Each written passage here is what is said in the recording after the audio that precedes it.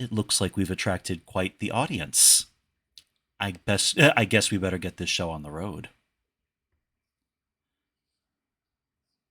Okay.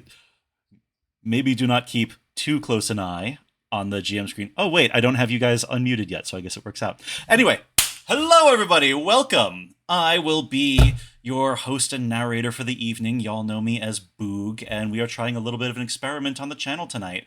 I love tabletop RPGs, especially indie stuff. I haven't actually played D&D in quite some time because I got so far into various types of, like, zine fest horror games and things like that. And I thought, as a little treat for our lovely viewers, I would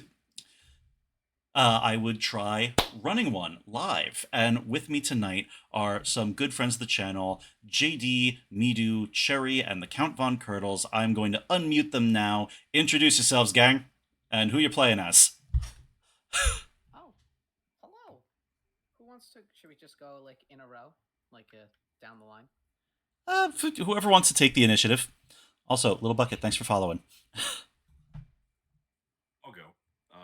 Hi there. I am the Count Von Kurtz. I run the Eternal Night Show.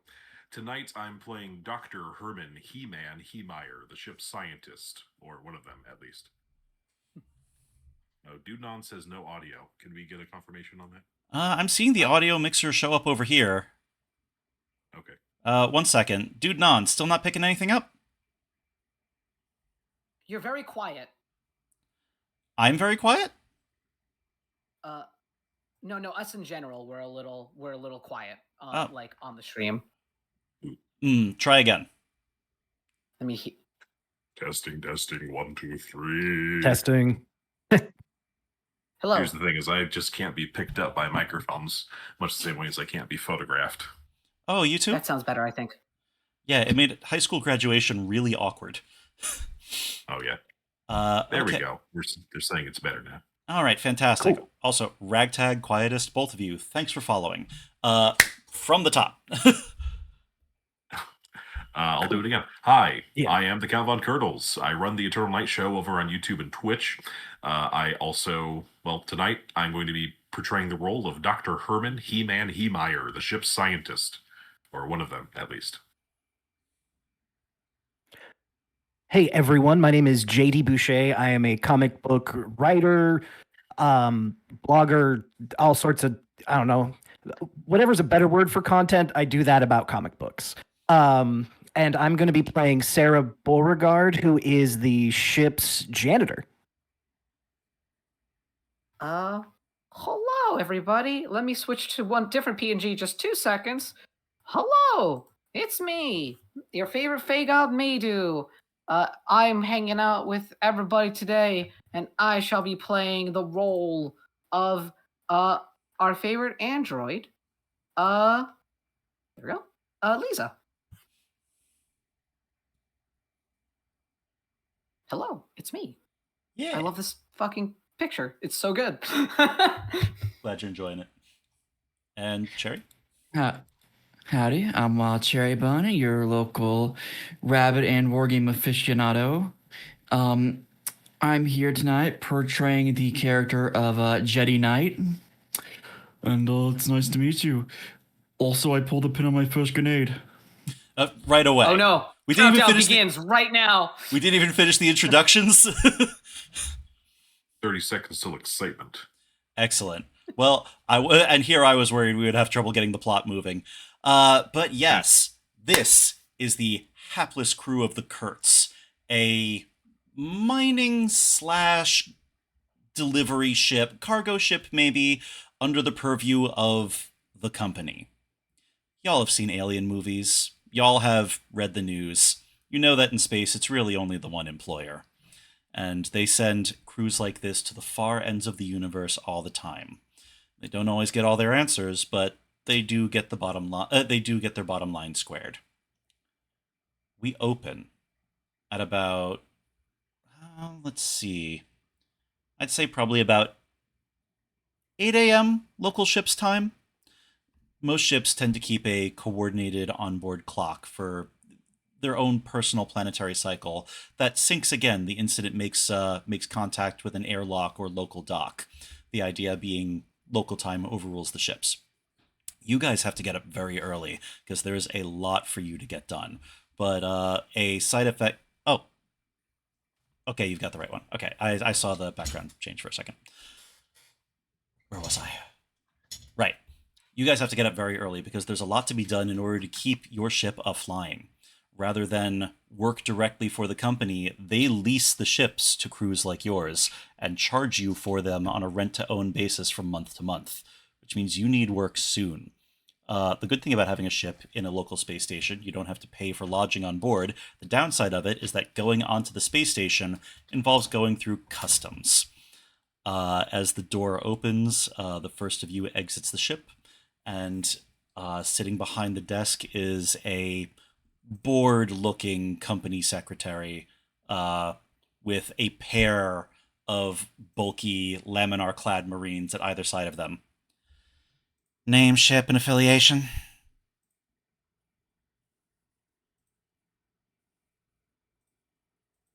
Hello, Miss, whatever, paper jockey. Dr. Herman Heemeyer, affiliation the KURTZ. Yes, Dr. Heemeyer. HR was informed you would be here. They lean back very slightly. You can take a step to the side and wait for the rest of your crew. Next. Hello? My name is Sarah Beauregard. I'm with the KURTZ, and I'm the ship janitor. You see the accountant's nose crinkle at the strong smell of bleach. Yes, I see. You can make your way down. Next up. What is our ship called? I believe that the group chat decided on the KURTZ. KURTZ. Okay. Like that, I just typed into chat. Okay. All right. The name's Jedi Knight. I'm with the KURTZ. I am the local space marine on board. Yes. Oh, Chief of Security. So you keep this lot wrangled for the time being? Sure. I can do that. All right. Be sure to sync your body cam with the station database. That's going to be checked for any union activity. Oh, of course, of course. All right. Make your way down. Next up. Lisa, I'm on the KURTZ. I'm the ship android. Yes, the maintenance equipment, correct? No bugs to report? Any overdue for any sort of maintenance? No, sir. All up to date on everything. Okay. And she, rather than looking at Lisa, turn to Jetty real quick. And do you have anything to report? No desire to swap this one in? Anything like that? No, we're quite satisfied with this one. Very good at their job. Okay, you can keep making your way into that. There's a bit of a kerfuffle from the airlock as your other two crew members both attempt to come out at the same time. One begins shouting about infringements on his personal space and thereby his honor, and the other one seems to be attempting to flirt with one of the Marines that was flanking the accountant. These two are Francis and Candy, a pair of mercenaries that you picked up in your last port. They're registered with the ship's crew. One of them is technically an officially licensed space marine, although he seems to only be willing to use a katana and, seems to consult a copy of... Oh my god, I had the name of the book in front of me and I lost it. Give me a second.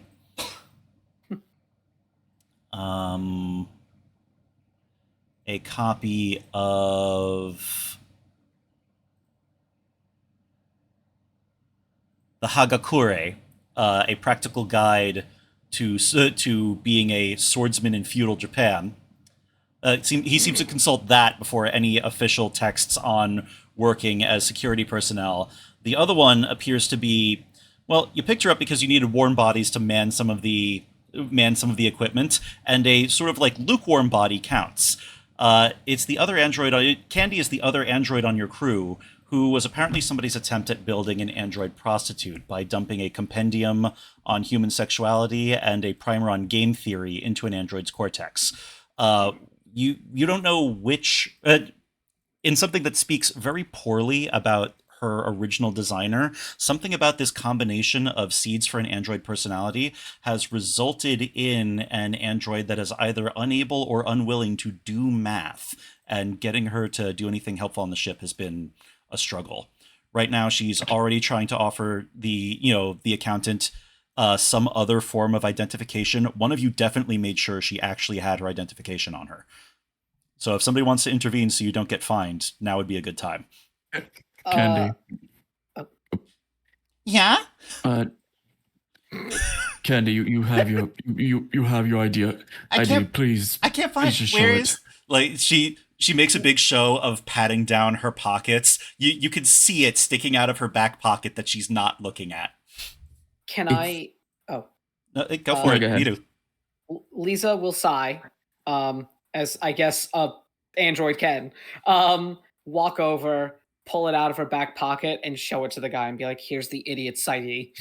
Yeah, fresh. And meanwhile, Francis just sort of shambles past, like with one hand on the hilt of his katana. The accountant looks us over, sighs. All right, you're cleared to enter. Enjoy your day at Port Hopalong. The other side of the airlock opens, and you're welcomed into, well, let's face it, space stations aren't exactly bustling social hubs. A lot of them are kind of port towns.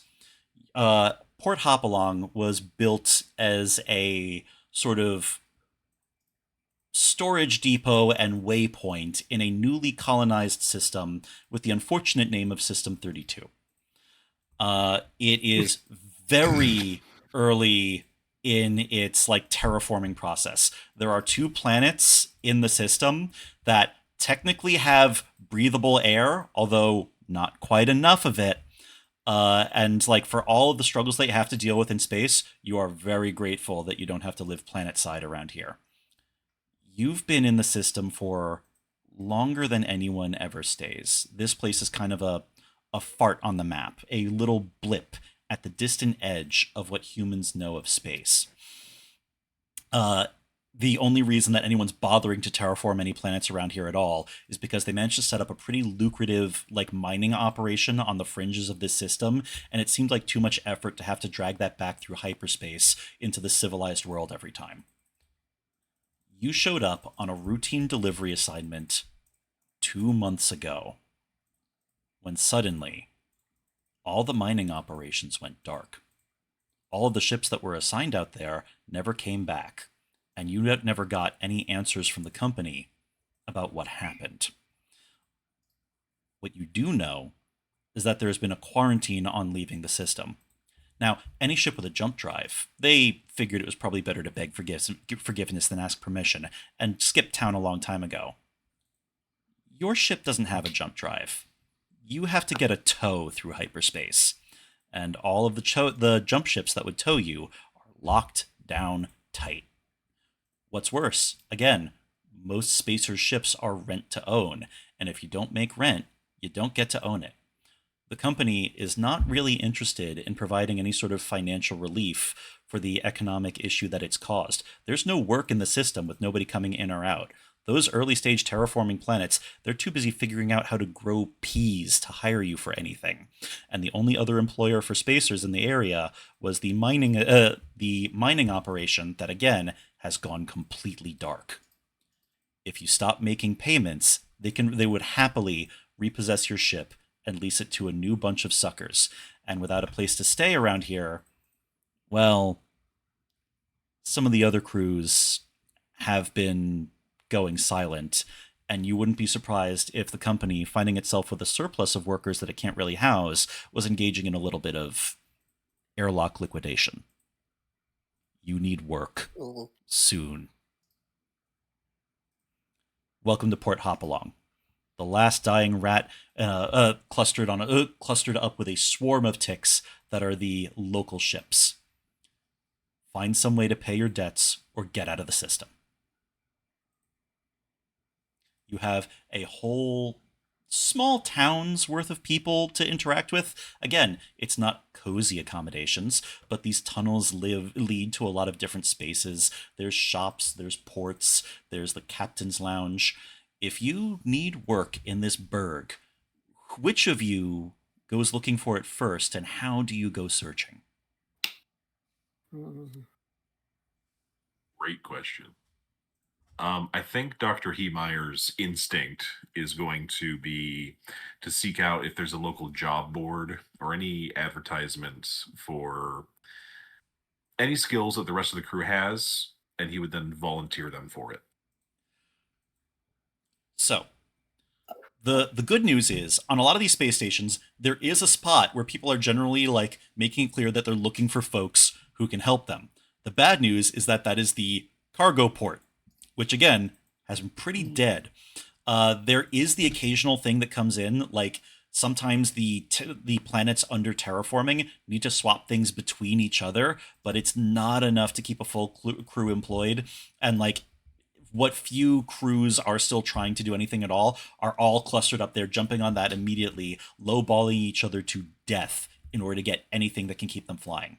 There are reports of other projects that locals need, but again, space stations are kind of small towns. Everybody there would rather work with somebody they already know, and any skills that they want, somebody local probably already has. I have a question just in general about like the vibe of the world when it comes to like androids. How am I viewed by people in general if I wanted to look for work? So androids are protected under synthetic personhood rights, but if those were as good as regular personhood rights, they would not be distinguished. A lot Fair. of like a lot of people like your average android is company property that is built by the company and is permitted to purchase themselves over a long period of time as a way to make up for the fact that they don't spend money on food or other amenities. That said, like there are spaces that androids tend to congregate on ships. There is work for an android that you can sometimes find in the bilges, and a lot of the time, androids in ill repair, having struggling to look after themselves, will congregate in the bilges of ships, or like of space stations, because the low oxygen content doesn't mess with them as much, and so they're less likely to be bothered by the meat bags.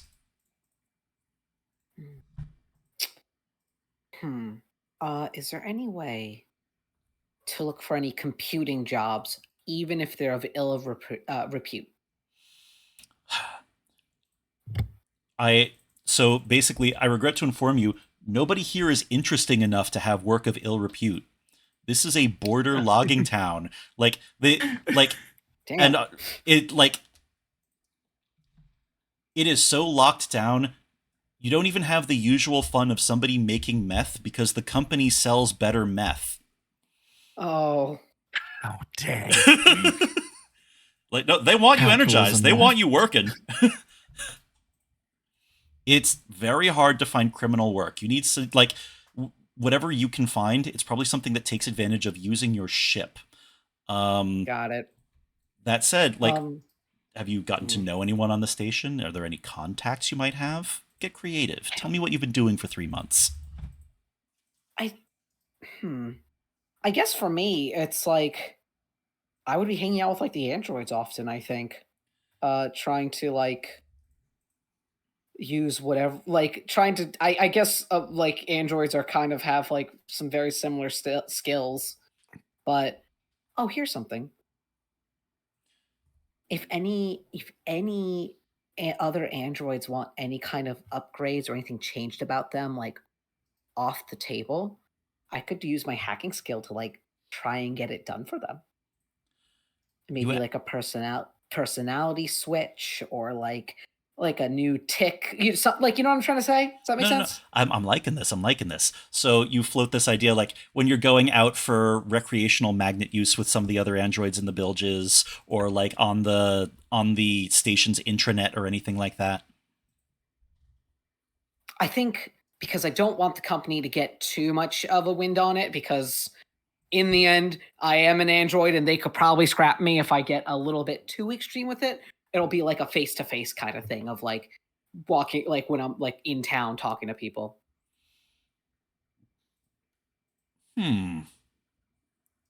Interesting. So I'm going to say, Lisa, like, so one thing about the mothership system is that I am only required to ask you to roll for things when it would increase dramatic tension. Okay. Since rolls can like very easily up the ante and kill you, they are for when things are flying high. So a good thing about your search check is that I can just give this to you. Isn't that fun? Oh, cool. Yeah. Yay. As you go looking around, like there's a couple of like jobs you're able to do, but it's very quickly like only accumulating pocket change. Part of the issue is all of the local androids are other spacers who are also all poor and also all trying to scrounge to get things together. But you do hear a rumor about an android in a recon equipment jumpsuit and a malfunctioning chipjack who's been throwing around a lot of credits deep in the bilges. Like a lot of money. Like he just came into some big score. Apparently, you've heard about him in the community once or twice. He goes by the name Point Man, and he was with a ship for a little while. Nobody's heard from the ship in a hot minute, but he's been spending credits on narcosofts, like lots of narcosofts. Narcosofts are recreational chips that androids can use to modify their own code. It's frequently in android culture considered a sign of somebody willing to rebel, buck against the restrictions put on them by the company, somebody willing to decide that their code is for them, not for a product. Mm-hmm. Apparently, this man is somewhere very deep in the bilges. He keeps a charging port with a locker for his stuff down there. Shit. I guess. Am I still with the crew when I know this information, or are we already split up? However you want to go. Like, I assume that you hear this from your android contacts, but you can come back to them. We're talking of like a part deep in the bilges where you're a little bit worried about going there. You have good reason to be worried about going there alone. Androids have some solidarity, but you've got some real fresh parts, and some people down there are in bad repair. Okay. Who would be the most likely to keep their mouth shut and also not be a narc? And like keep me safe and also not be a narc. That's the crew. Oh, okay. Okay. I think Sarah's like, I'm not gonna say anything that somebody tells me not to say. I'm gonna be honest. I also have a laser cutter, if that helps. You look like a wet Doctor. noodle. I've heard that a lot. Dr. Heemeyer adjusts his glasses and says, If it's your intention to travel into the depths of the underworld to seek illicit or gray market work, well, you're going to need a mighty intellect to accompany you. Brains triumph over brawn every time. So who do you think we should get? Oh, The thing is, she meant that as an innocent question. I'll go with you. Honestly, gun at the hip is better than brains in the head. Most of the time, I can knock the brains out of a head. I think we shouldn't. I shouldn't take too many people because that might scare the dude. So I'll be like, okay. I gotta remember everyone's names. What's your name, babe? Again, I forgot. I'm sorry. Jetty. Jetty, would you mind accompanying me down? Yes, it's my job to keep everyone safe after all. I shouldn't be too long. If we don't come back, I've been sold for scrap, and Jetty's dead. Oh, If I'm okay, good dead- to know. If I'm dead, tell Francis he cannot touch my stuff. I would never. He's not coming with us. 'Twould be dishonorable. Oh, I forgot you were here. Yes, I get that a lot. Francis looks down. but we have our crew for investigating the bilges. Unless, here's a question. Like, could the whole crew, like, of the main 4 come, Oh, like, go down? that is Or is it like... that is entirely y'all's call. I guess... I mean, we have something. I have an idea for a side thing, and I think Sarah would go like, I was gonna go check to see if the farmers had any information. I've been listening to them, and I don't want to go work on the planet, but they might know something. Well, it's exceedingly likely that in your incompetence and anxious nature, you will screw it up. I will accompany you to make sure this does not occur. Okay, that sounds good. It does not. Where's Candy?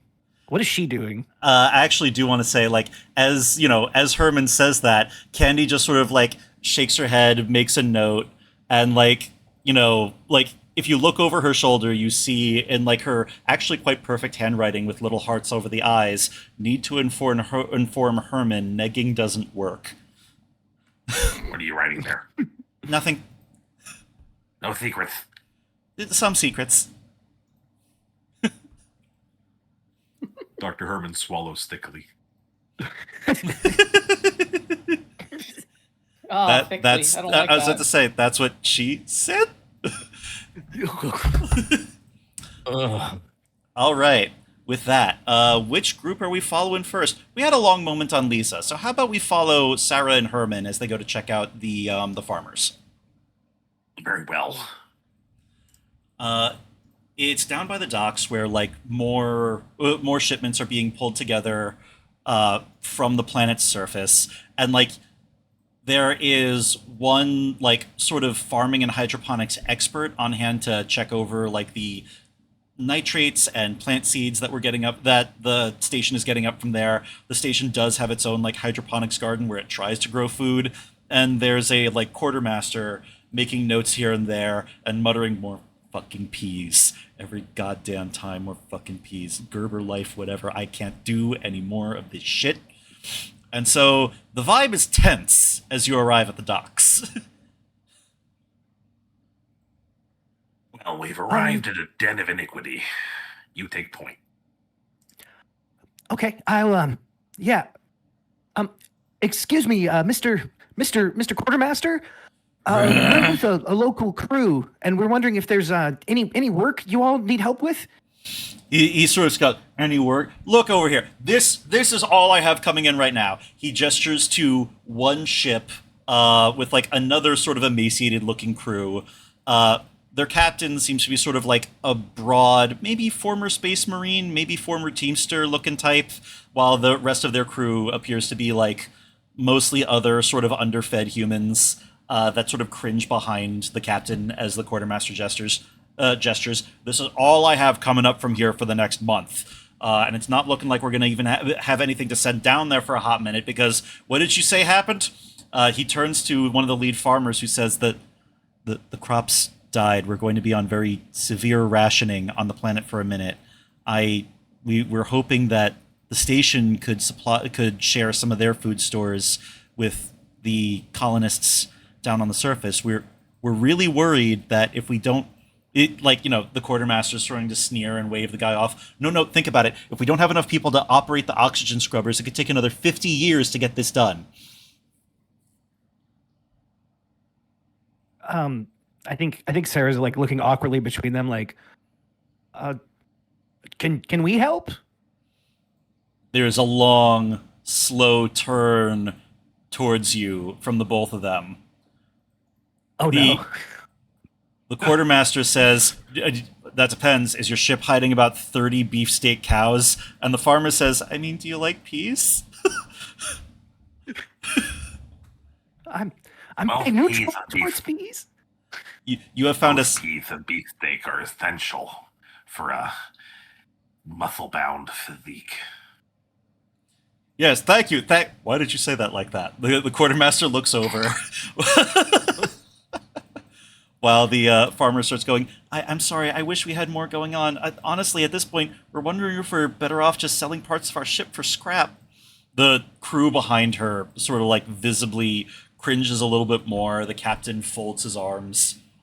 The going rate for ship parts right now is pretty high. I was wondering if maybe I'm in the wrong line of work. It looks like this might be about to devolve into an argument. You may not get a lead here, but maybe there was some information you could use? Well, yeah, I think Sarah's gonna ask, who's who's buying the ship parts? Who has the money? The both of them roll their eyes and answer, the company. They Oh, yeah. Dr. Heemeyer leans over to Sarah and behind the hand surreptitiously says, That was a massive blunder. Remember this. Yeah, I know. Maybe we should just go find the others again. meanwhile We must not waste this opportunity. There could be information to be found.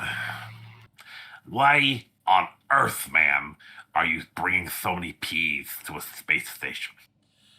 the quartermaster says, "Yeah, why are we doing that?" And like the farmer, I'm gonna say that her name is Mrs. Peppercorn. Mrs. Peppercorn throws up her hands. Look, it's the only thing we've successfully grown in the soil down there. It hasn't fully I know that we got all of these bacteria cultures that are meant to make it like nutrient rich and able to grow other things. We can't even pull off corn yet. Do you have any idea how bad your surface soil has to be that you can't grow corn?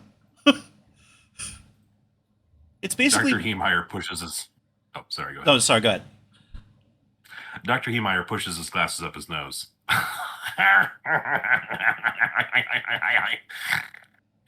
You happen to be speaking to an expert in increasing potency.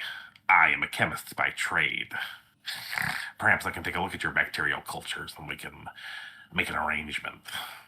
She sort of like, you know what?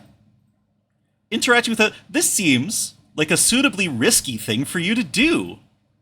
And intelligence is usually the dice roll used for interacting with people.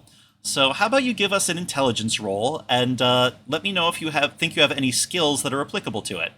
If you do, you add its bonus. Okay, well, I do have chemistry. Mm-hmm. Okay.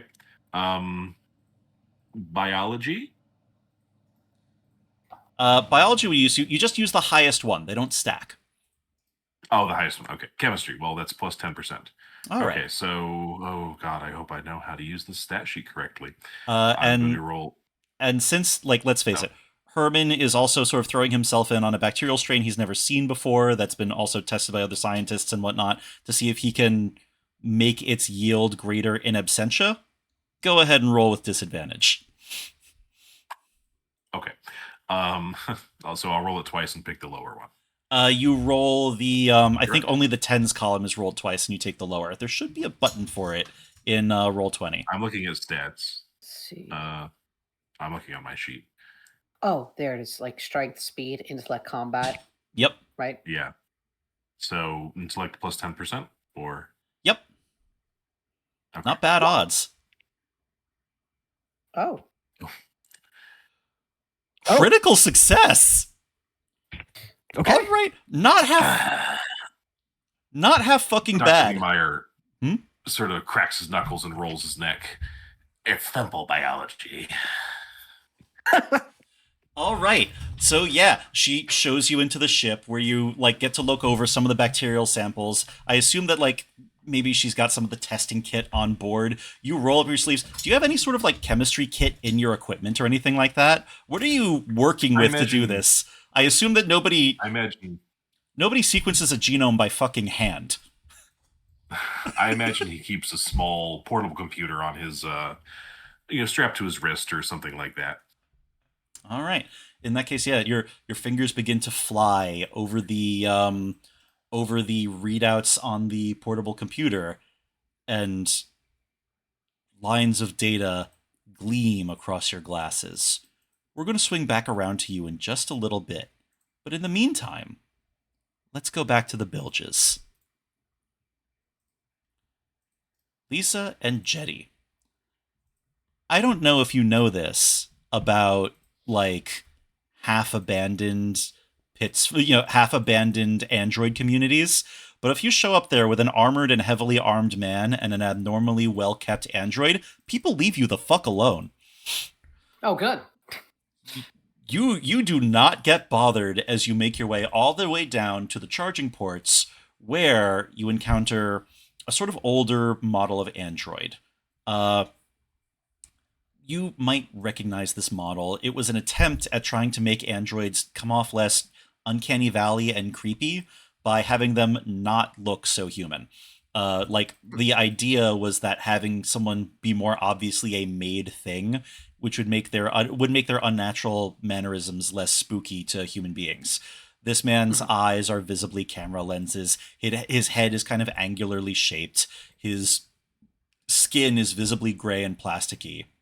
But they fucked it up for a couple of reasons. One of which is that while the skin has the wrong texture and color to be human skin, it still folds and crinkles the regular way, even having the neck tendons in the front, because that's where the pistons that move his head are. And two, they never considered the effect of aftermarket parts. When this line of Android got discontinued, the only way you could get replacement parts are from more realistic looking androids, which means one of his arms from halfway down the forearm to the hand looks like it's from an older man. And there's a patch underneath his cheekbone where it looks like, some of the synthetic skin got melted off and had to be replaced with rosy pink synth flesh that looks like it's from a teenager or something like that. This man looks like an appliance that has had human parts added to it and also has the uncanny valley movements of an android. That's what Jetty gets looking at this man at first shot. Lisa, I mentioned before that Narcosofts can be sort of an act of rebellion in the android community, like a way of changing your code for your benefits. Mm-hmm. That can be a thing that can be very fulfilling and make people better or get other androids to respect you. This is visibly a fucking chiphead.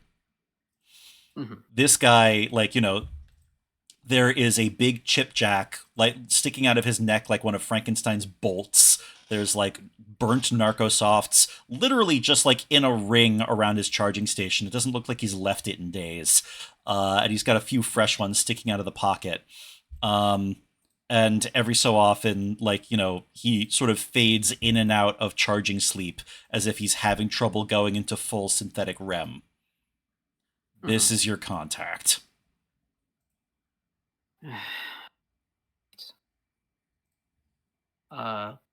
Lisa does that thing where you pull on your face a little bit and you're going, ugh. All right, let's get this over with. I'll walk over to the guy. Is he asleep right now, or? Hard to tell. He's twitching a little bit every so often in the alcove, but he charges standing up, so it's kind of anyone's guess. I'll tap him on one of his eyes, boop boop. There's an audible as he some engine inside his chest starts up, and he pulls himself out of the charging port, cables snapping and disconnecting off of his body like vines coming off of a hulked vehicle emerging from the jungle. He leans forward and snaps off a actually quite picture perfect salute and says, "Point man, recon equipment, second class. How can I?" "Oh, yes. Sorry, you're about the repairs. Yes, he points to the chip jack. Apparently, he's been using it so much, a couple of the contacts have burnt out, and apparently, has been inserting chips into it with enough force that it is loose in his neck." Yep, that's me. "I am prepared to offer 200 credits for the work."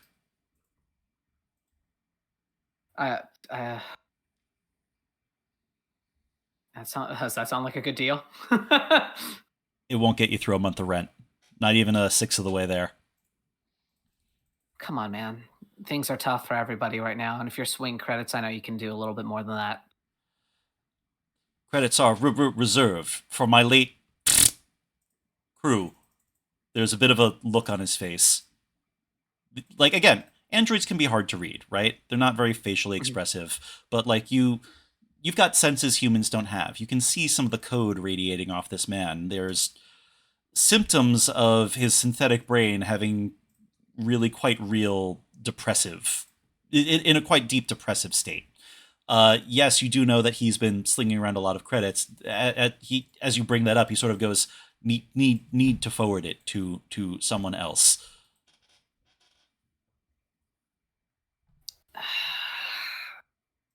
Fine, 200. He brings out his comlink, makes the transfer to 200, sent forward for quality work. He leans his neck forward for you to get to work. Hooks one finger around the synth skin around the jack and casually stretches it way too far to remove the jack fully to pass off to you to like fix the connectors and stuff like that. There's cables leading back to his neck. This guy seems a little bit mentally elsewhere. Maybe if you kept pumping him for information? Yeah. While I'm working on stuff, she's just gonna make what she thinks is like idle small talk, but trying to get more information of like, so where's the rest of your crew? I heard they've been gone a while, huh? Indisposed. There's sort of a look on his, like, again, a look flashes his face. They are my third crew. You start? I like to think I am good at my function. Recon equipment. Point man. I go in first. I make sure that valuable human personnel is not risked. I don't think it was a simple job. Reports from the remains of the mining outlet say that there are mostly in intact ships. No bodies, nobody to claim them. Parts for days. Intact jump drives. We managed to bring back 2 before company patrols found us breaking the quarantine. Do you know where this place is? Like, do you have the coordinates still? The mining operation. It was at the mining operation. Do I know where that is? You do. It's like basically one of the only major things in this in this system. Like, it was the thing that was keeping everybody employed for a little bit before it abruptly shut down. Nobody came home from it, and the company stopped letting anyone go anywhere near it. I'll look to my companion and raise an eyebrow, like, okay. You know for a fact that an intact jump drive sells for 20,000 credits. And your cargo hold could fit 2. Do I know how much I have left to buying my freedom? You know, I didn't actually work that out in advance. Give me a second. Oh, okay. It number real big. Got it. 200 credits is not going to be enough to be like, boy, howdy. Yeah, it is not. It's probably not even going to keep you housed on the ship for the time being.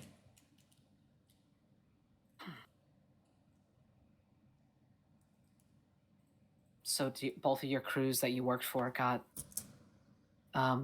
snatched by the company, huh? First one was a investigation project. Scientific outpost that went dark. Infectious agent. I was the only survivor. Second one was more... I was very careful. Went in first, brought biological scanning gear, made sure they would make it back. The thing the company had found, I was not effective. Third one, project went without a hitch. Had just joined. Was in the system when the quarantine went in. We got the... Finished. Sorry. Oh, sorry, go ahead. No, you finish. Yeah. The captain got the lead on the jump drives in the mining operation. We went, saw the abandoned ships, uninstalled the parts without a hitch, made it most of the way back. Patrol ship blast went right into our life support. I was the only android on the crew, only one who didn't have to breathe.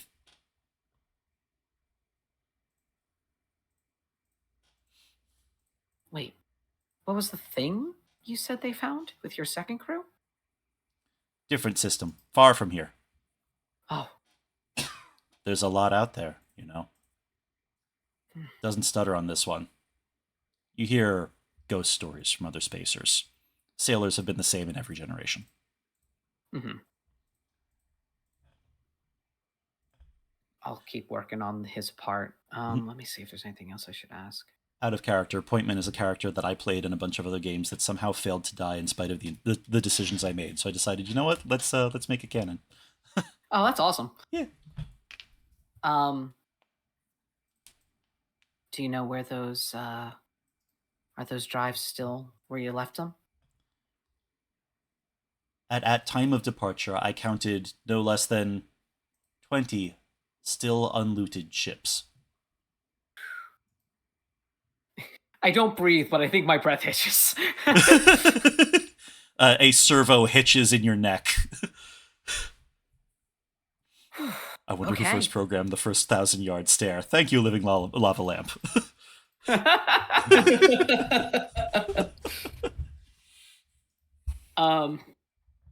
How's it going with his repair? Like, am I actually doing work on it, or is it looking better? You're most of the way through. I'm not going to make you roll for this one either, because, like, again, there's no reason to. This is not a high-stress thing. You're doing very standard electrical work. It's mostly done. Hell, you could even say you've been dragging your feet to get more information out of the man.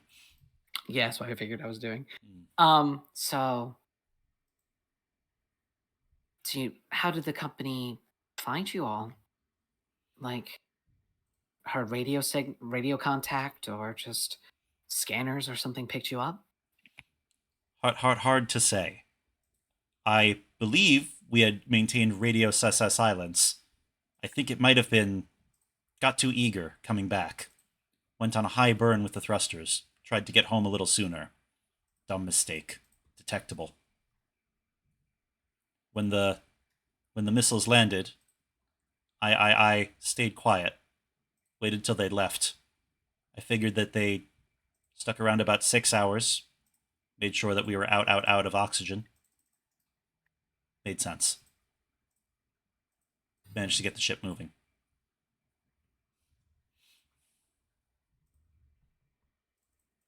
All right.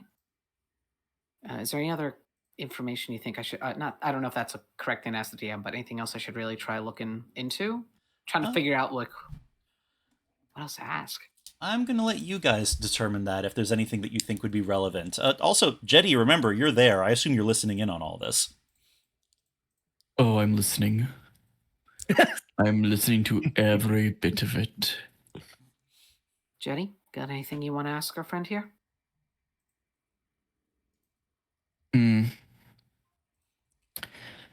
Does this smell like grenade to you? What? No, sorry. The click of grenade pin. What? You know how like there are those characters that always play as like with the hammer of like a gun?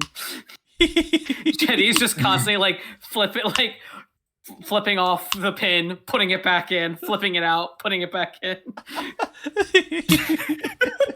I just don't draw for that.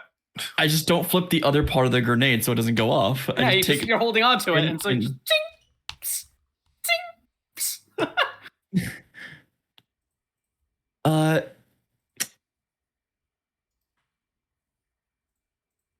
Do you know if any of these abandoned ships are in this system that we might be able to get to? All were at the mining operation in system. I believe that they were from the working mining ships, or the mining station, I suppose.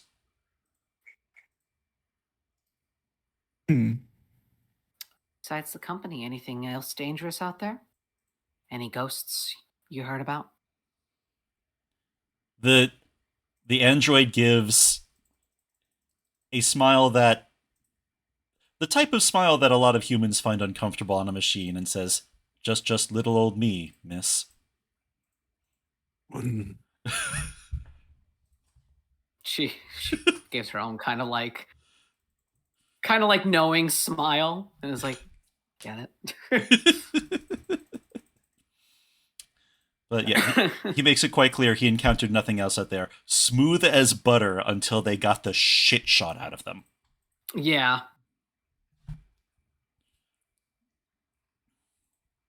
All right. I think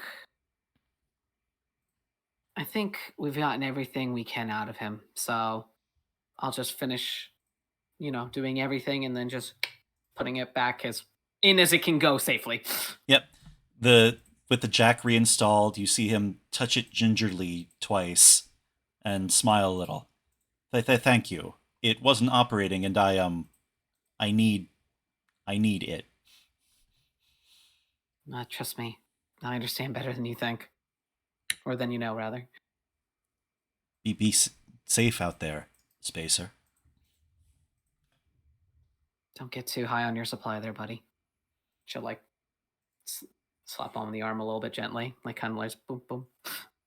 He looks at where you tapped him for a second, looks up at you, salutes once, and plugs back into the charging port. And he's just off, right? He's off. You said there was like chips sticking out of his pockets? Yes, actually.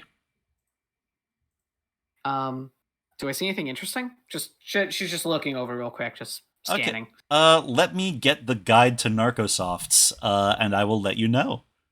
1 second. Awesome. What? Yeah, this moment with the man, you're gonna immediately pick his pocket when he goes to sleep. No, I'm going to see if he has anything worth picking his pockets for. Connect with him emotionally, Everybody- and then steal his drugs. Yeah, this man clearly has PTSD. I am going to steal his Xanax. I'm not going to steal his Xanax, but I am curious on what he has. I'm not going to rob the poor guy. My grandpa's not going to miss this, Zanny. Hey, thanks for the. It's like, hey, thanks for the $5. Oh, your pocket can sell for $50. All right.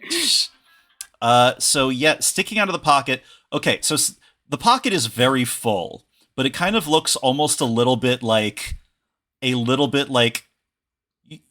know, when something's so packed that if you dislodge anything from the pocket, he'll feel it. Only a few things are sticking out of the top loose enough that you might be able to reasonably lift them. There is one chip labeled Banshee, one chip labeled Ghost, and one chip labeled Safe Mode. Could you send me this thing again, just so I can look over it again? I think I lost it over the time it took for us to get to playing the game. I do think the funnier thing to do would be to do this in character. Is Lisa cool? You look at how you designed me. What do you think? Yes. Well, does Lisa know Narcosofts? Because Lisa doesn't have a chip jack, so she can't have done any. I think she, in all honesty, I think she's been down here long enough to know. You know what I mean? Okay. Even if she doesn't have the ability to herself, she knows. Like she either had people she's known or like has talked to other synths who like were like trying to be like, oh, you should get into this. And it's like, I don't have money. I would, but I'm poor. Okay. So you've heard about this stuff before. You've heard about Banshee is basically it's a recreational Narcosoft. It also makes your mind unsafe to contact for other synthetic minds. So if something hardwires up to you, it can contact with a user of this, can force them to make a save against being stunned. The other one, Ghost, is it's basically sort of designed to make androids good at things they don't normally get to do. You gain advantage on art, psychology, and rimwise skills for 1d10 hours, but have to take a sanity save when it runs out. And the other one, Safe Mode, gives you disadvantage on intellect checks, but advantage on sanity saves for 1 hour.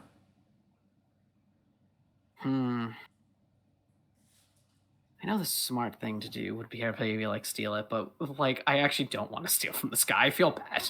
And like you said, I don't have a way to actually insert these chips, right?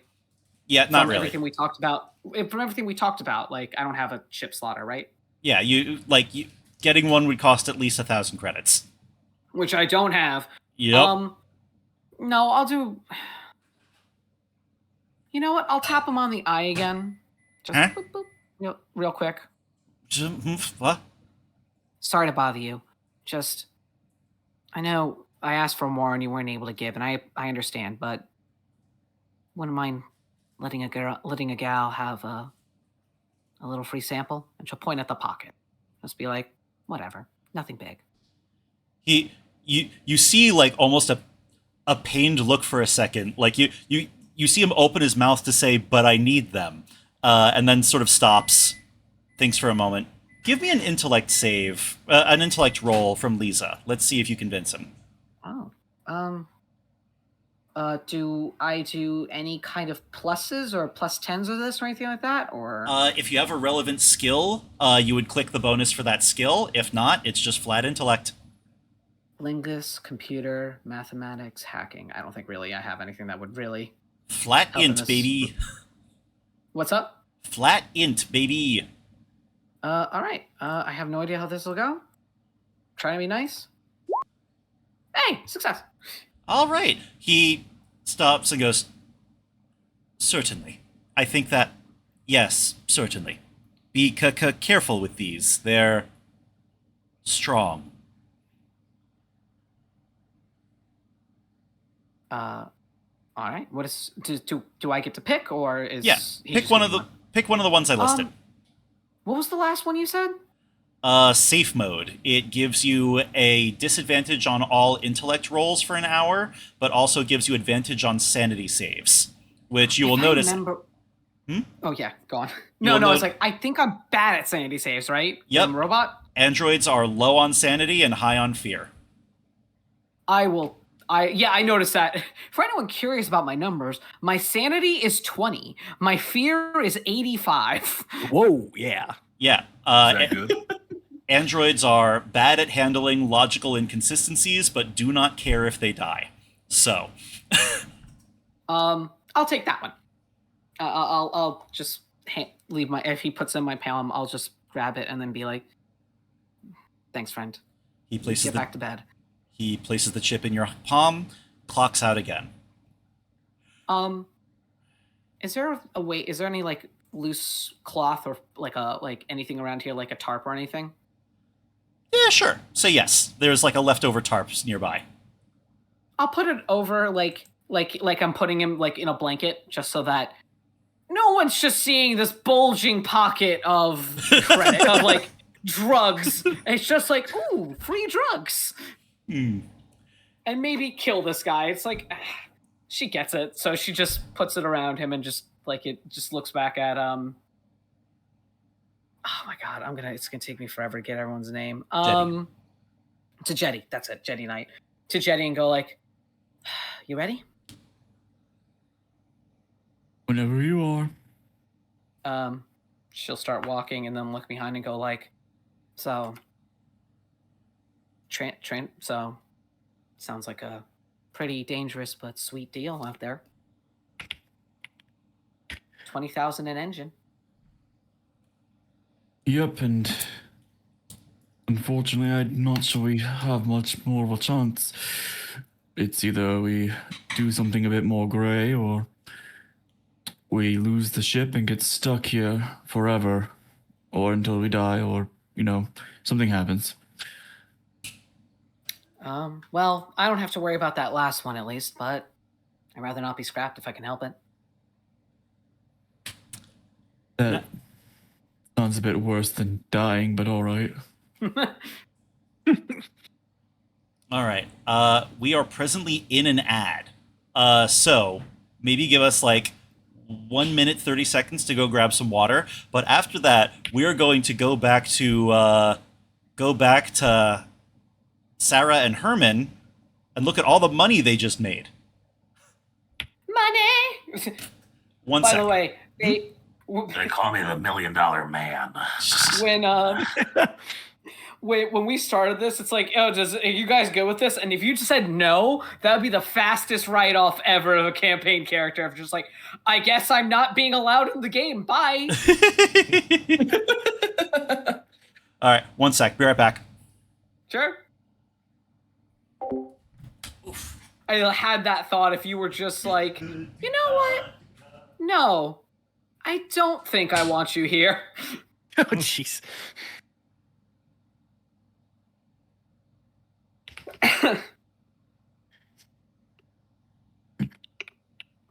So we've been here for a couple months now. That's a long time to be in one port. Yeah. And that means we have to go through customs every day before we go. So we know that person at the front desk probably pretty well. Yeah. Oh yeah. Either that or because I mean it's tiny, so there's probably just one customs guy. Yeah. I mean, it's just they like still doing ask the every day. job. Mm-hmm. Jeez. Hey chat, how y'all doing? It's us. The crew. We're the worker bees that keep this train running. You're welcome. You know, Fuck Boo yeah. thinks he's in charge, but we're the ones, we bring you the content. We bring you the jokes. All right. Holes. Oh, I welcome am back. Sorry, what'd I miss? Oh, there's our fearless leader. I we were mean, talking Oh, about we how definitely much weren't telling we the love chat you. that we make everything and we make all the choices, I was about to say, fear is it. Like, I'm the GM. Fear is your job. Yep. Okay, so in the meantime, Dr. Herman, would you please roll 8d10 and then multiply the results by 10? Wow. Whoa. Okay. Oh. Do I have a... I can just type /roll, right? Yeah. Yeah, /R, I think it is. Let's see. I haven't used Roll20 in many years. Okay. 36. Can I just do 36 x 10? Let's find out. No. 36 times 10. One moment. 360 credits. The farmer is tearfully thanking you. Oh my, I know, I'm sorry, it's everything I have, but with what you've done here, in 6 months we can see a nearly double output for our crop yield. Of just peas still? Yes, but now, and she see there is a big grin on her face. They'll be fortified with vitamin A. Yes, that's wonderful news. I hope you appreciate my perspective when I bring up the notion that if I have completely saved your civilization and your crop output and such, that 360 measly credits is, well, small potatoes, if you don't mind the pun. I'm sorry, I think- we actually don't legally have permission to use potatoes yet. They're presently copyrighted by the company. Oh, that's the worst sentence I've ever heard in my life. Yeah, Surrounded by ignoramuses. Did the patent copyright expire on sweet potatoes yet? I know that one was earlier. No, they released a remake of Sweet Potatoes in live action now, so... Oh, dang it. Of course they It's an did. improvement if you look at them side by side. It's an objective improvement. I mean, yeah, if you're looking for making sure they don't die, but when you eat them, they're not sweet anymore. They just kind of taste, I don't know how they made it, but somehow they taste like flat soda. I don't need frivolity at my meal table. Thank you. I know that it's not many credits, but it really is everything that we can afford right now. The woman, she looks like she's about to start crying. She's really trying here. Okay. Doctor, I think we should probably go back. I don't think there's much more we'll be able to get out here.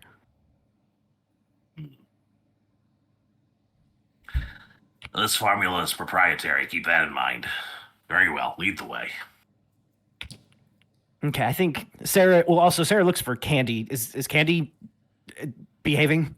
I love that you guys first thought in any room we should ask what's Candy doing. I actually think in this case, you do. Actually, let me roll a loyalty check for Candy to see if she's doing something helpful or not. One moment.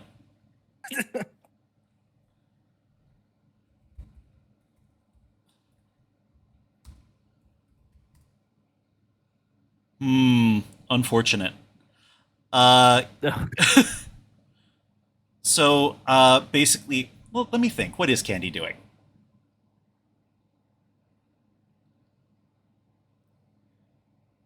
Yeah, I think that when you guys get back to the ship, Candy is trying to set up is basically sort of trying to set up a discreet escort ad on the station intranet. Unfortunately, the station intranet asks for a picture, and they can tell that, like, while Candy is an android built in imitation of an attractive human woman, the android uncanny valley effect, she's got this big Stepford wife smile that always looks like she's looking at you with her teeth.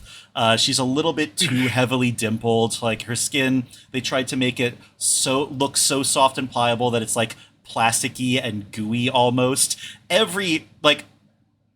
She unfortunately looks like what would happen if Herman took all of the qualities that he mathematically calculated would make a woman attractive and tried to apply them in gross excess, which meant there's very few takers on the station, and the ones that do are generally not clients you want her interacting with.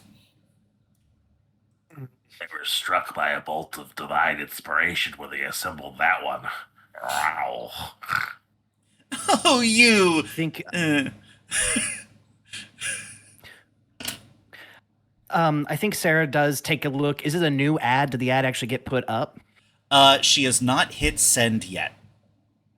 Okay, I think I will go over to the screen and I'm gonna be like, Candy. First of all, you spelled breedable wrong. That you should probably correct that one. Second, I don't think this is company policy, so you may want to hold off until we're in a different port.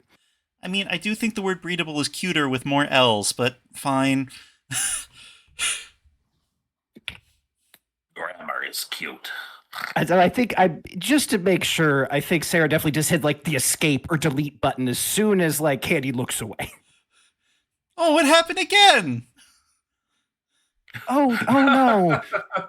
Oh no, you should probably help with the standard tasks you're supposed to do every day. Sarah, I think the ship's computer might have some kind of problem with you. This happens every time you look over my stuff. I know. What a shame. Oh. I'm gonna go swab the deck. And then I think like goes and like grabs like the mop and is like, this is a lot more romantic in like pirate novels. Shortly thereafter, Lisa and Jetty manage to make it back to the crew as well, and you have time to confab. How's the strategy session looking?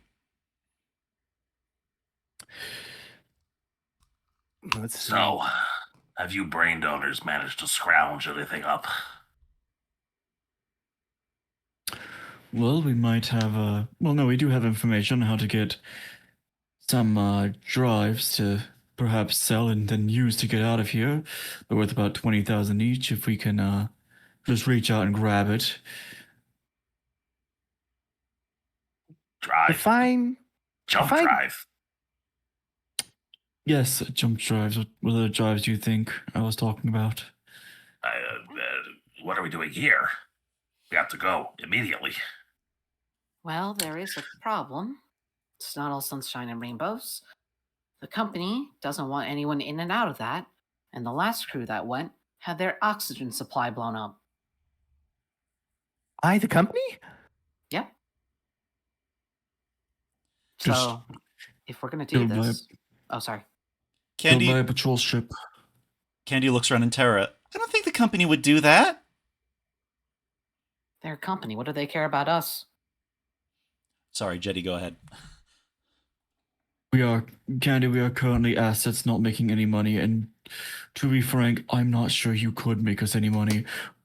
So the company has every right to just straight up kill us if they wanted, especially for doing something like this. So the question is, do we risk it for everything? Or,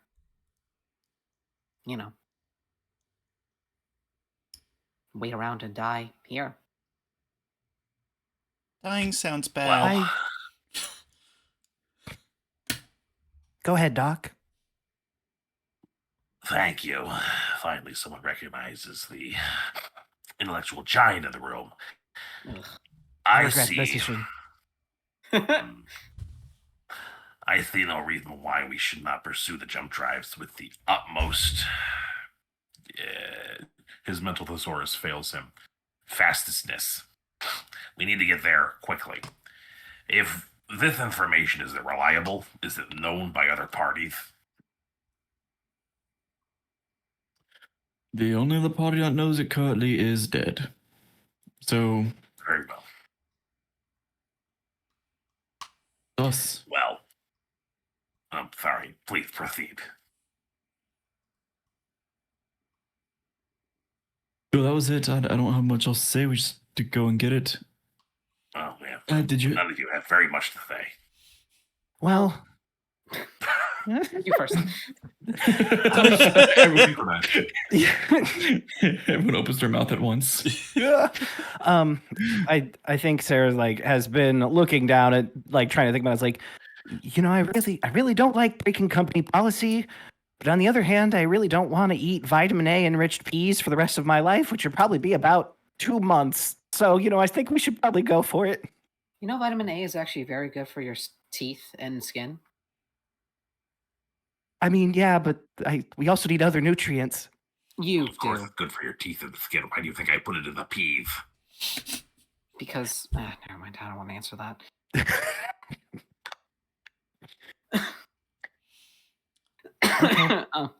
I say we go for it. I don't think we have a choice. I am for once in complete agreement. We must proceed to loot these jump drives. All right, to our stations. It sounds like the To crew our is in agreement. stations. So the mining operation is a month away in real space.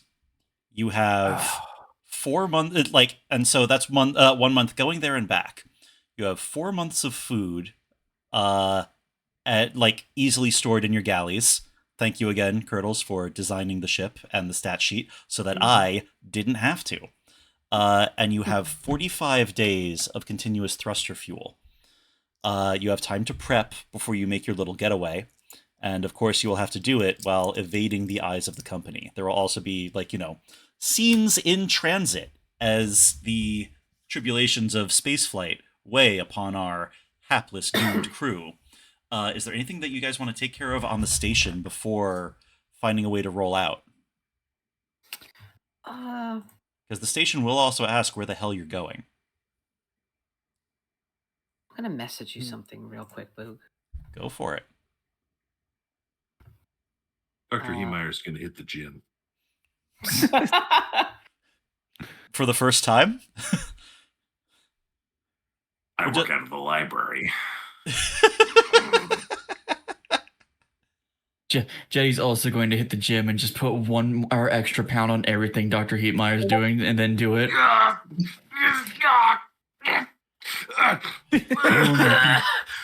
got this. It's just the bar. You've got this. I believe in you. We haven't put weight on it yet. I can't see.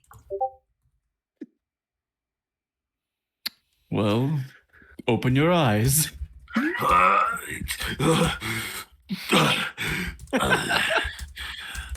think for today. I don't want to Good look job. freakish. Fair enough. Most people just start by getting the bar off their chest after it drops onto it. Proud of you. Keep talking, you guys. Yeah, I sorry. have studied Go ahead. the ancient techniques of health and physical fitness. Did you know in times past, men who look like me were considered more desirable than any other? I don't think that's true. I think that's Sarah walking by. It's just like, I don't think that's true. You weren't asked! Okay. I think Candy would probably weigh in with, no, I've checked my database. It definitely wasn't. Boog, about the thing I asked you. Yes. Do you think now would be appropriate, or wait until we're out and about? Because I don't. It's been a while since we talked about like the idea we had for my character. Out and about is probably the way to go about it while you guys are prepping for your, big getaway. After all, you still have a lot to figure out. You technically need to figure out a solution to the fuel problem. You need to whatchamacallit. You need to figure out a solution to the fuel problem. You need an excuse to give the station to get away, or, a really good way of getting away without being noticed. And hey, where is Francis? The samurai guy? Yeah, where is Francis? You haven't seen him come back to the ship. Oh, That old god fat damn it. Oh no. Meathead. dead? Jock. Ugh. Is there a way to use my computer skill to find him like on the system somehow? Absolutely. All right. May I do that? Go ahead and roll it. Computer, I'm trained in this. Too bad this isn't hacking.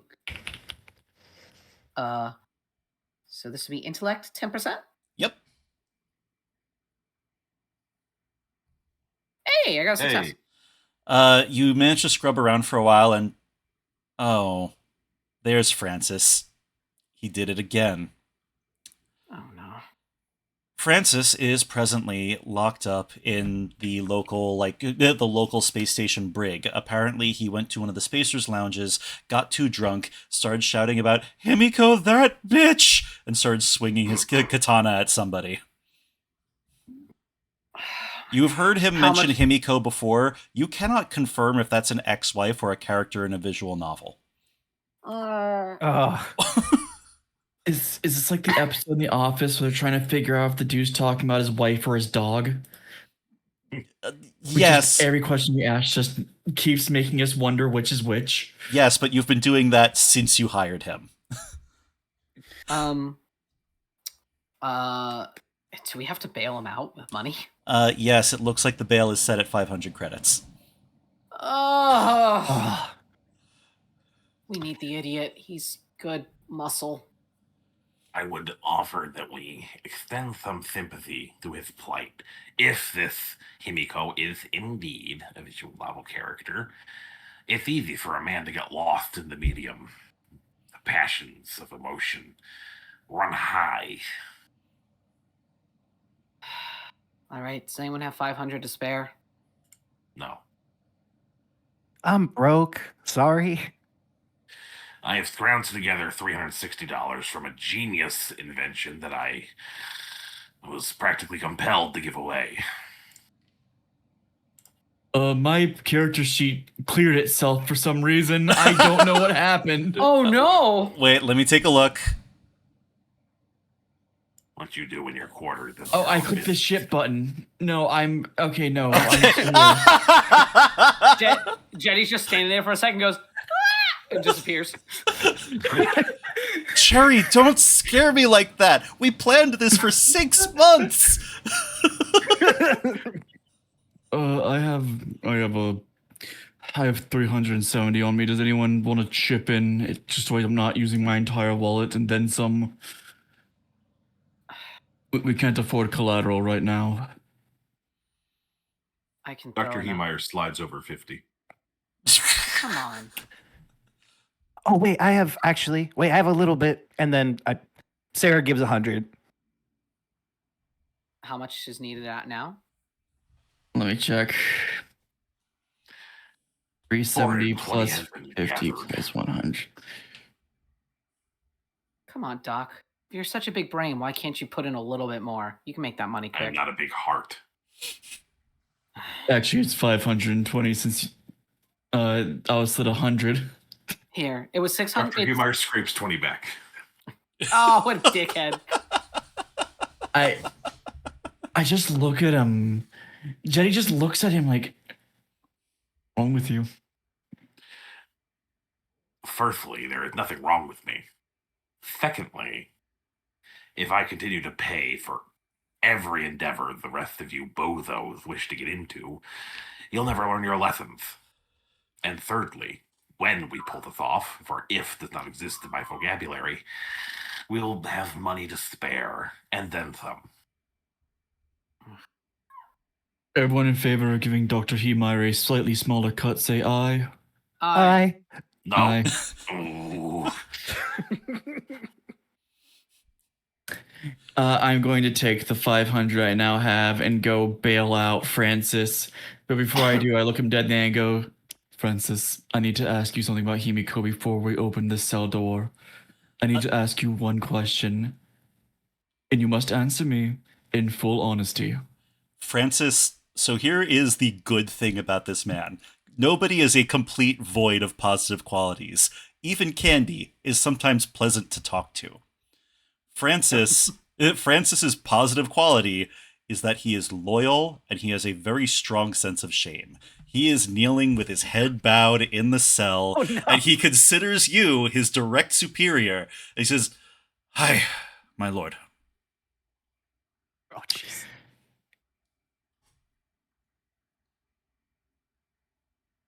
Is Himiko a character from a visual novel?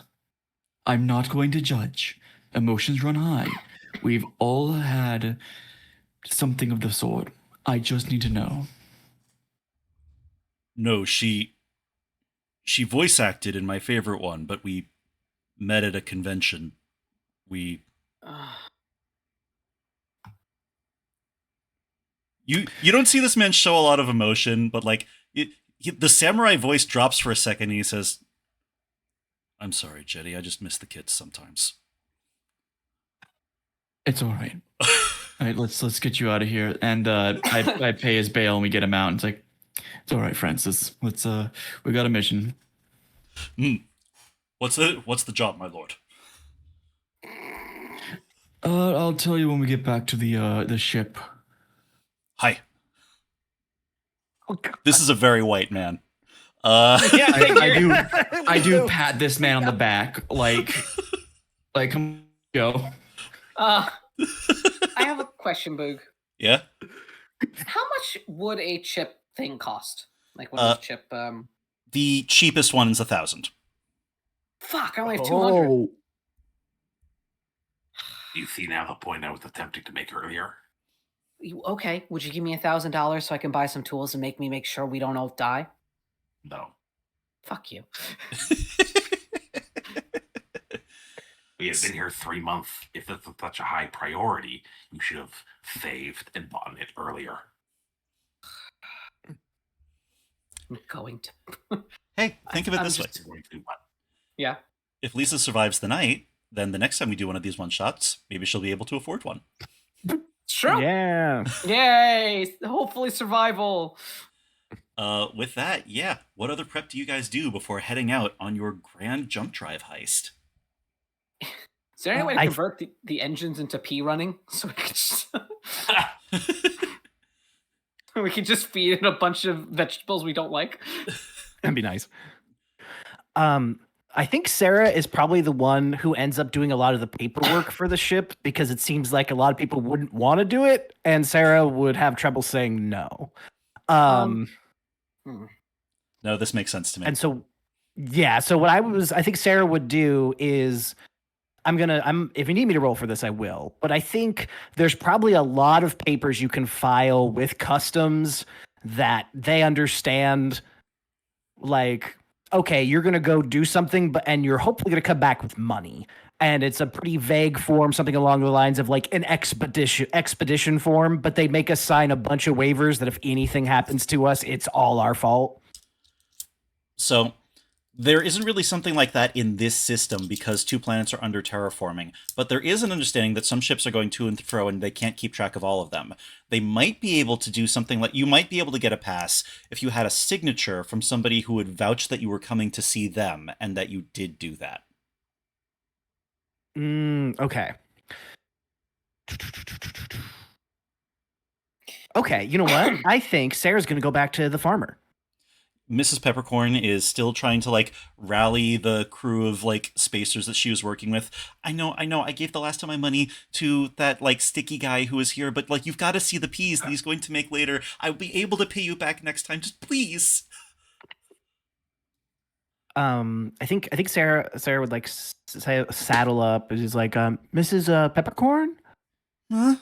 Oh, hi. You were with the guy, the one who like she has like a tired apologetic smile, like I know I should know your name. Yeah, it's like, yeah, no, my name's Sarah. We weren't formally introduced. I have a proposition for you. I think it's something that could work in both of our favors. Mm-hmm. And I think Sarah pulls out like a load of paperwork and is just like, we're going on a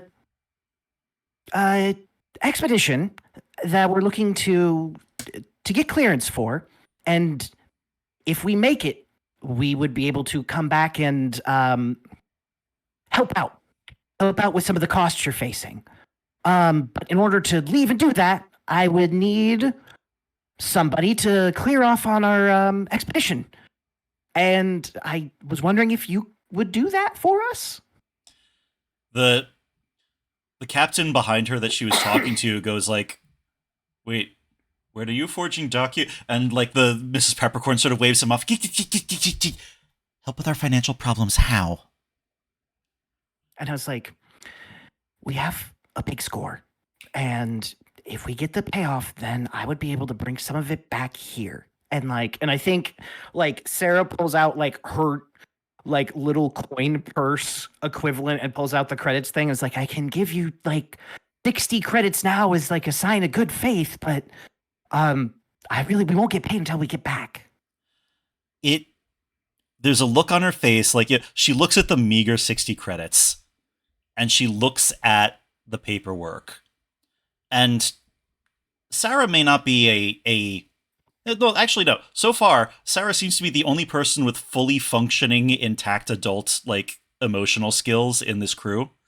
So I'm willing to assume that she can actually read this pretty well. There is some bleak math happening in this woman's head that she's considering committing, like, corpo government fraud for 60 credits. Because, like, this is the point that we are driven to over here. If you can if there's one more thing you can say or do to spike this home, you don't have to roll for it. Okay. Let me see. I think you know what? I think she's like, I don't have anything off the top of my head. Nobody came with me. You know what? I think she throws out the rest of the money she has. She has 160 credits. So she puts under 160 credits. It's like, I'm sorry, this is all I have. Like, and I know he took all you have, but I'm hoping that at least it kind of evens it out some. I think the exact words, "this is all I have," absolutely pierces her heart. Yes. Her hand closes around the credits, and she nods and says, Okay, I'll get it filed. Just make sure that you're back soon, all right? If I get caught for this could be my ass. No, understood. Yeah, well, if we don't come back, you can say we were just incompetent. Okay, and that's not your fault. Can do. Yeah. Okay, good luck. So I think Sarah goes back and is like did my required part and just go chill in the ship. Okay. So you figured out getting a reason to leave. The only thing missing at this point is the fuel situation. It is a month there and a month back, and you have 45 days of thruster fuel. Oh, I have an idea. Hmm? Please enlighten us. Out of character. No. You know, I could try. Lisa can try hacking into like the computers, like the company mainframe, to say we're owed like fuel that was like not granted to us at some point. It's like it was like play it off as like it was all lost. It was lost in the system, and now it's like, oh, you guys are owed this much. Does that make sense? No, that makes sense. Yeah. All you need now is a good access point to the mainframe for the oh my god, words. A good access point to the mainframe for the space station. Would I know where to get that? Could I get that in the Android area of town? this is going to be a shocker, but they do not keep important government computers in the Android section of town. What a bunch of bastards. Yeah, rude, right? Frankly, ill-considered. You would have to find your way into, like, some sort of, like, serious business offices to make that change. That's not saying don't do it. That's saying it will be hard.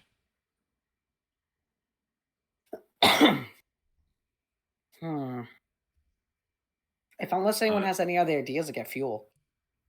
I think hearing this proposed, Dr. Heemeyer will consider and says, Perhaps I can help you pull off your scheme. Dr. Heemeyer wants to look around and see if there are any problems evident around the station. And I mean things like malfunctioning doors, signs that are out of order, holograms that flicker and display the wrong image, that kind of thing. And he wants to see if he can pitch, hey, my Android can do it, or my assistant here can do it really quickly, and you won't have to wait for official channels, and it can just be done. Oh, and we can get in that way. Geez, where to get started? You're pretty sure that the auto doctor carbonated someone's spinal fluid the other day. Like, it happens. Like there is the local chain of like medical facilities aimed at spacers, the affectionately named Triage Hut. There's a couple of other little spots in town that are definitely showing issues. There's an elevator to the cargo docks that hasn't worked in some time. Which one in particular do you reach for? What do we think? Doctor's office is distinct. Yeah, a doctor's office? That would work. For less security, that's for damn sure. Triage Hut. Yep. Yeah. So, yeah, you get to Triage Hut where out front, and like, so, Lisa, for all that you have some complaints about being an android, you are aware you are one of the lucky ones. Out front, the mascot of Triage Hut, oh my god, I had the name, Dr. Glovey is standing out front, who is built in the shape of a large rubber glove. There's an audible whir when their little fingers move, and every so often you can see little, like, hands moving on the inside of the fingertips, like if it was a costume, but you know full well there is an android endoskeleton in there. This guy has bones and organs, synthetic ones.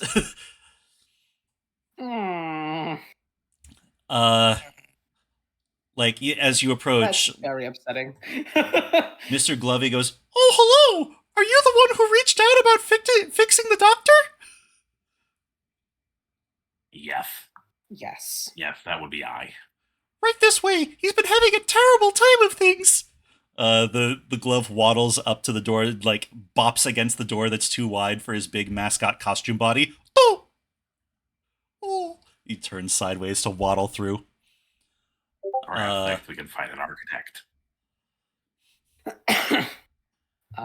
Lisa's just thinking in her brain, I'm thankful I was built humanoid. But yeah, Glovey shows you to the, like, big tube at the back that, like, serves as the auto doctor for the facility. Now, like, don't get me wrong, top brass, like, high-ranking captains and executives, they have access to actual human doctors. Spacers traditionally get the tube. You lie inside. Oh, Lord. It fills with green liquid that is technically oxygenated, so you have to let it into your lungs, which does not feel great. And then the little fiddly, spidery arms come down from the top of the tube and do their tubey work. So, Glovey gestures. "As you can see, we've had a little bit of trouble the other day. First, there was the root beer incident, which was really quite upsetting, and then I managed to do a heart transplant backwards, which, got awkward. I'd really like to stop having these problems at work. People don't, next of kin do not like getting news from this voice. So if you could help a bro out here." Well, perhaps you should look into... With your voice, I'm afraid we can do nothing there. Perhaps you should look into hiring a helping... No. person. Lisa nods. "Oh, the budget's not there. I've tried doing something about the voice, but apparently it has to stay on brand. Well, brand consideration is important, after all. Where would we be if we did not have the brand? Well, Alright. we shall get to work here. You guys say you can handle it? Yes, we can handle it. Okay, I'm gonna load up a Narcosoft in the other room. Later, baiters. I like this guy. Go, vanish. Thump, thump, thump, thump, thump, thump, thump. Interesting skin texture, however. Must investigate further. I'm sorry, in the collab server, I just posted how my robot is thinking now more so than ever. You Reasonable. have nothing to lose but your chains. Can't believe I could Okay, do that yeah. voice. That hurt. You all right? I'm good. You I'm good? good. Worth it. It's for the bit. I guess I'll like with the glove guy doing his drugs. I will go find a port and try to do what I came here to do. Roll your hacking check. Alrighty, hacking. Is there any way for me to help with my presence, or Let me double check. I think there is a way to assist. Let me Luckily, open up thing. I'm an expert at hacking, at least, so I will have a bit of some good rolling, hopefully. One moment. Stats and stat checks. Situational advantages. Yeah, assistance from another player gives you advantage. Sweet. all right? So do I just roll it twice to see what happens? I So- actually don't understand how this rolling thing works. With Okay. So that's good that you bring that up because I apparently gave Kurtles wrong information earlier. So after this, they will be having me drawn out back and shot. So yeah, basically you roll a D100 and you try to get under your stat. And if you're trained in a skill at a beginner, expert, or advanced level, you get the highest bonus you get from one of those skills. So you said that you have an expert skill. Expert skills add plus 15%. So it should be your intelligence plus 15. You're trying to roll under that. So I'm trying to get under 50. Oh, so that would be oh. You got good Okay. odds. Okay, so I guess I'll go. Let me start. Okay, that was the first roll. I still have advantage, right? You do indeed. Fuck! Well, wait. Why? Well, Oh dear. I'm really good at rolling, apparently. Oh. Excuse me, I have to use the bathroom if you don't need me for a second. I do have to pee real bad. I mean, things are about to get real spicy where you are, hun. We can take a moment while you get back. Yeah, let me just go use the bathroom real quick. Yeah, meanwhile, back on the ship, Jetty did not come on this adventure, right? No. So- Prepping. I think that, while you're on the ship moving things around, Candy is, helping move things. Hey, Jetty? Oh, hello, Candy. No,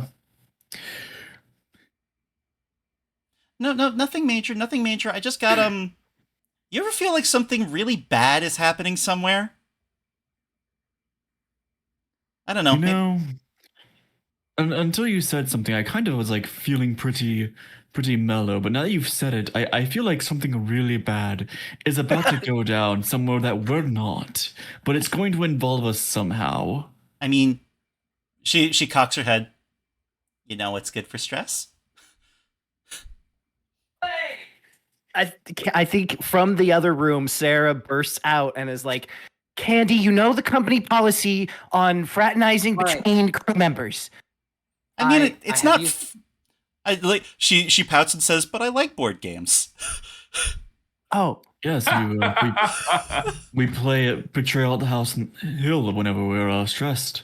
I get to be Um, I get to be the little old guy. He's funny. Wow, I had great. Yeah, I like to successes. be Flash. He's cool. Okay, Oh. I'm back. I had an idea while peeing, but do your thing. No, I mean, so I think many, Sarah's. many such cases. Many such cases. So I think Sarah's just like, oh, okay. I think does the two fingers at Candy and then goes back into the room. Oh, she thought I meant sex. Anyway, back at the back at the doctor's office. Yeah. So basically, while the hacking process is going on, Herman, you said you were helping, which means you are not repairing the auto dock, right? Ooh. No, yeah, no, you're right. You're right. I can't rules lawyer my way out of that one. I think as soon as it becomes clear the hacking is failing, he's going to turn and start for it, but up to you if I can actually try. So, Lisa, okay, out of character, do you know much about hacking in real life or anything like that? Am I going to have to do a thing where you're talking about, like, phishing or passwords or anything? I got the general gist of how hacking works. It's not like in the movies where you're just... No, I mean, well, no, that's the thing. If none of us know what we're talking about, you manage to interpolate your way through the code mainframe. ICE is on your heel. ICE programs are on your heels, but you manage to slice the code 3 ways in order to get deeper in. You're almost at what you need until you come upon your nemesis. Select all photos that contain a dog. Oh no. Oh, I hate these things. Doc? What? Select all photos. It's booming in your head. I don't know how failures work in this game, or like Well, the first thing that's going to happen with any failure, you gain 1 stress. You will note that it starts at 2. Yes. So do I lower that to now bring it to 3? That brings it to 3, yes. Okay. That's not good.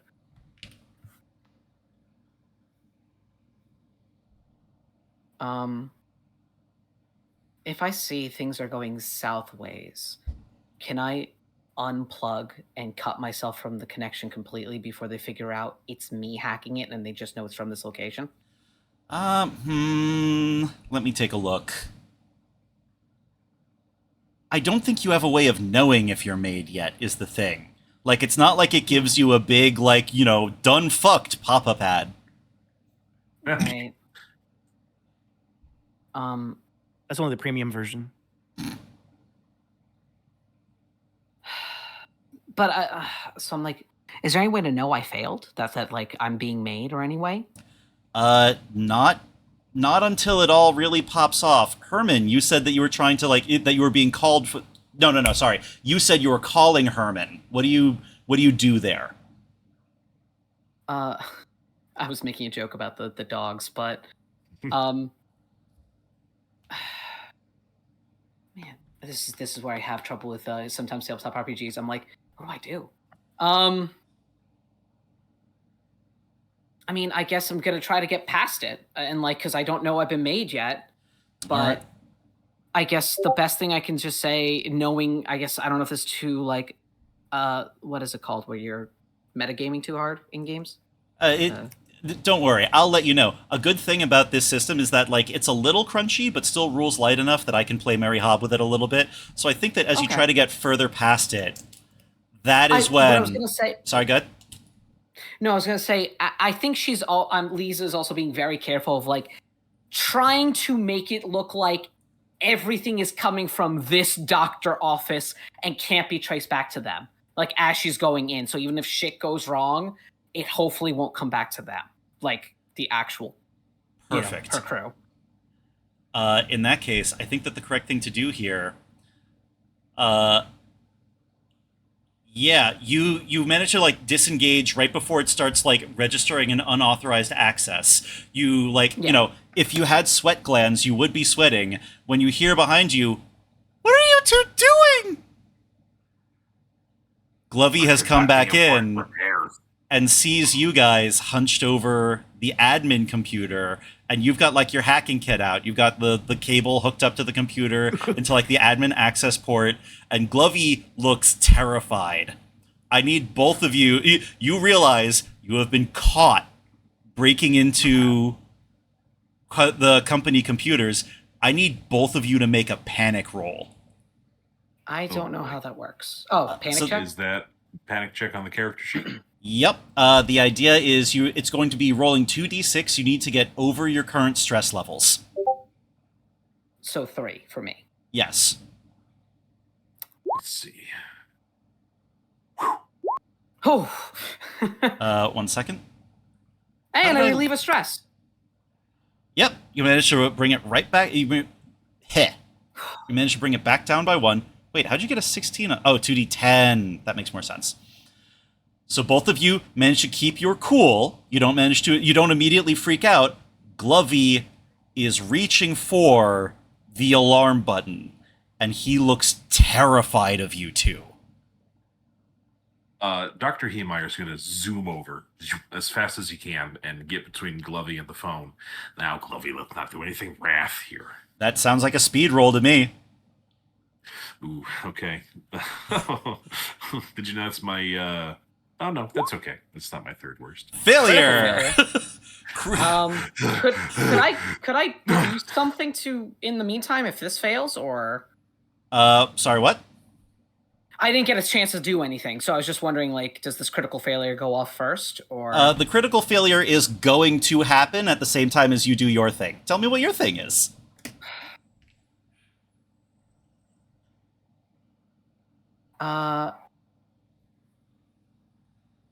This is gonna be a weird one, but I'm gonna try. Glovey,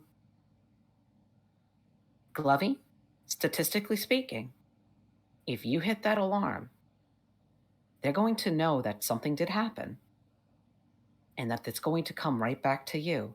They're not going to care if you say we did something, if we try getting in anywhere, or anything. You're going to be decommissioned. You're going to be put out to pasture. The odds are not in your favor if you hit that. Give me an Why don't you intellect just- roll. Sorry, go ahead. Oh, no, I was going to be like, calm down. I covered the tracks. We'll leave. And you just forget this ever happened. And I'll also... He was doing Narco, right? He was doing Narcosofts. You don't see the chipjack, but that might be because the big glove body hides part of it.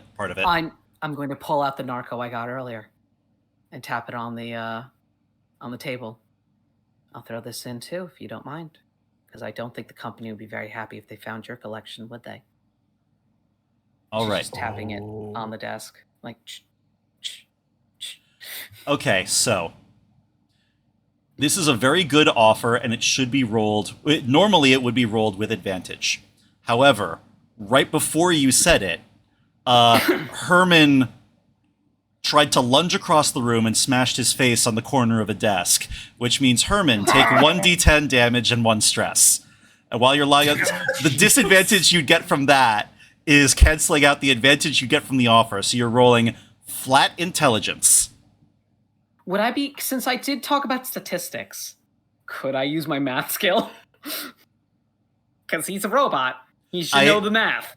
I'm not going to lie. I appreciate that you're fishing for it. Take it. Okay. Yeah. Take it? All right. Take the bonus. But first... Hey! Oh, sorry. So, yeah, Herman, first let me see that D10 damage that you took. Okay. Is there a damage button? I'll just roll D10. One Yeah. moment. Please don't say you have, like, 2 health. Oh, his nose is bleeding a lot. But you know, like basically, there's the thump, and you have your whole speech over like the writhing, moaning like body of Herman, and the Doc, be quiet. Fucking dying here, man. It's like, Doc, I need you to shut up. Mommy's trying to make a deal.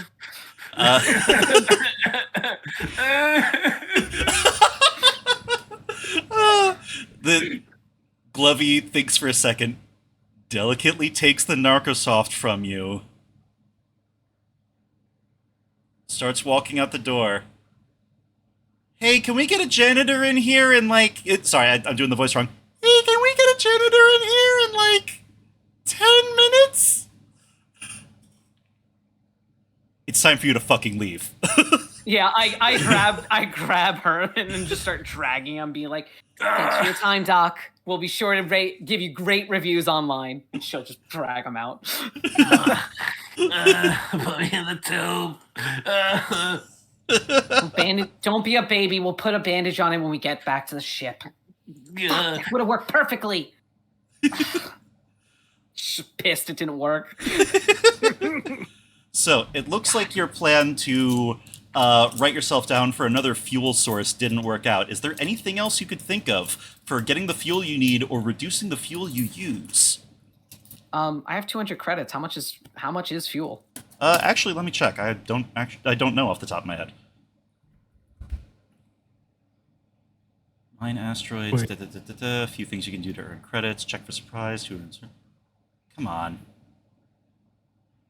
No fuel tanks. Refueling. On orbit.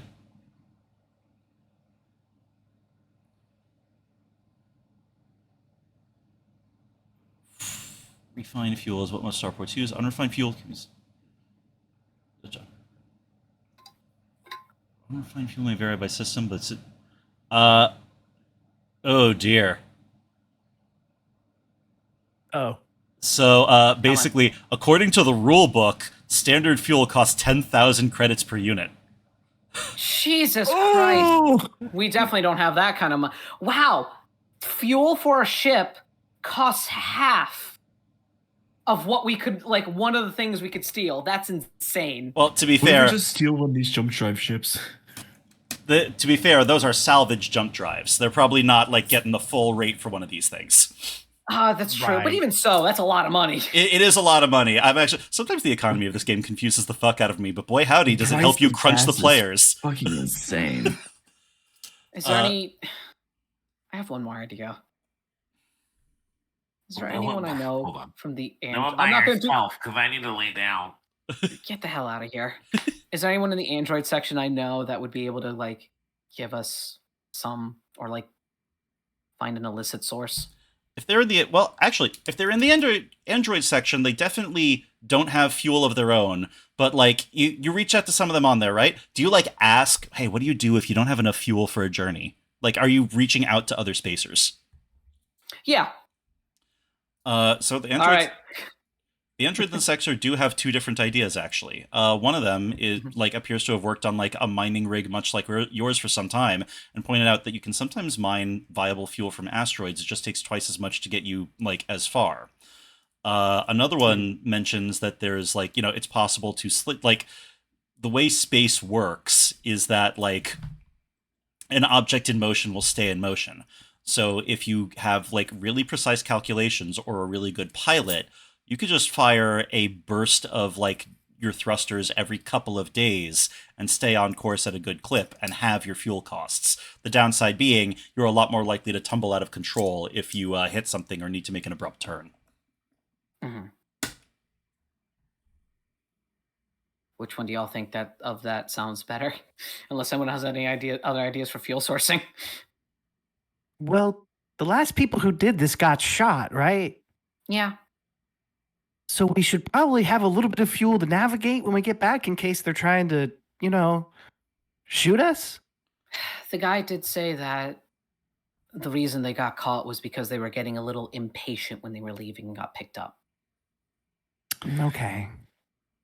I have an idea, though it's probably not a good one.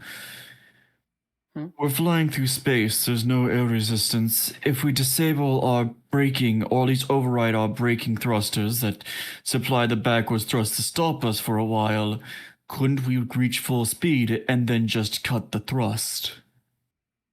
So kind of what that second one suggested, except cutting the brakes completely. Or just not using them? It's Basically just theoretically not using them. possible. It would be risky. It would be very risky. I mean, we can Or also what try. happened to your nose?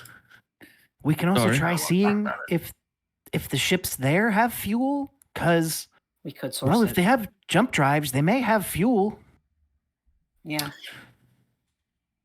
As long as we take it slow, quiet, and don't get caught, we could probably take our time with this.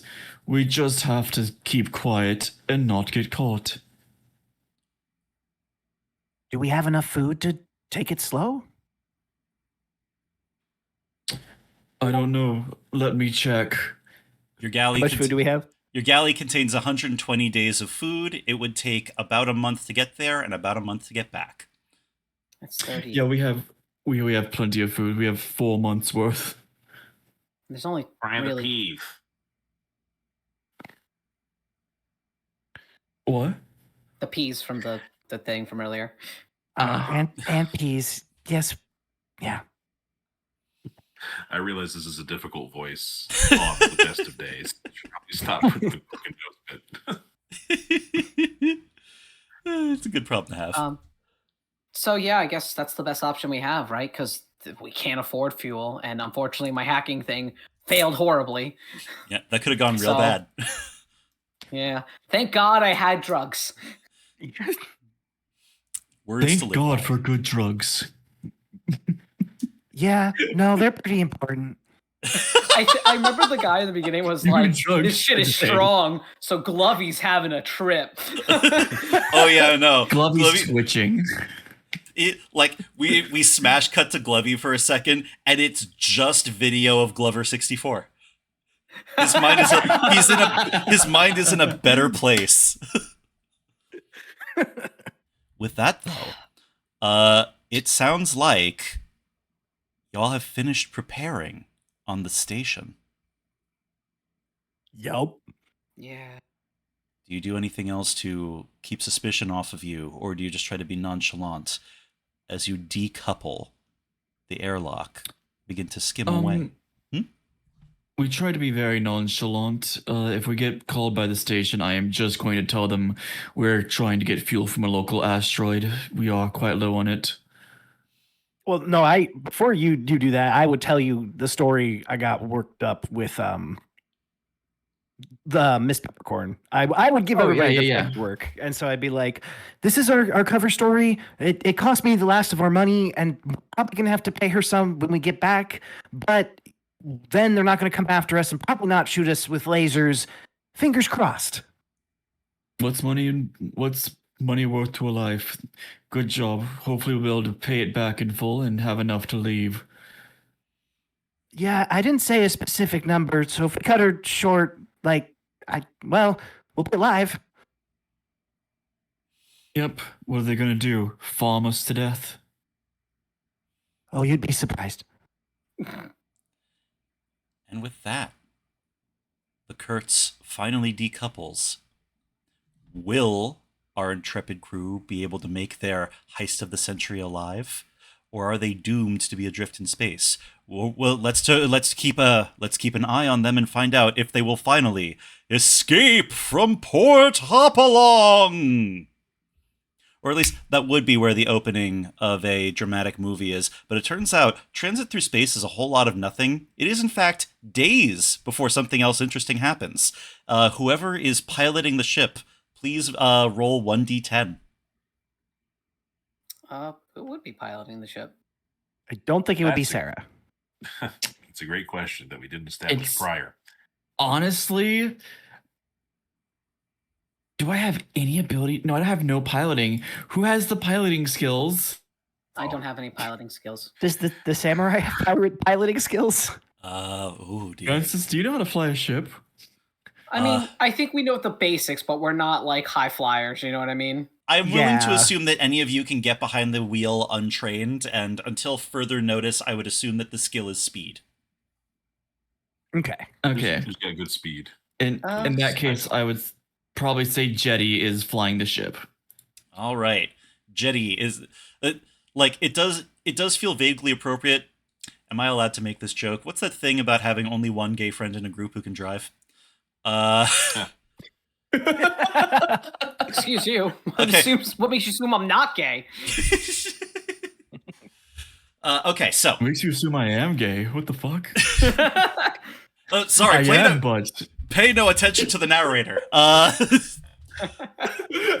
Fun fact about every single RPG character I play, they're always gay. They're always a lesbian. I do seem to find myself awash in homosexuals. Okay, so yeah, in that case, Jetty, let me get a 1d10 roll. Am I just rolling a straight 1d10? Yeah.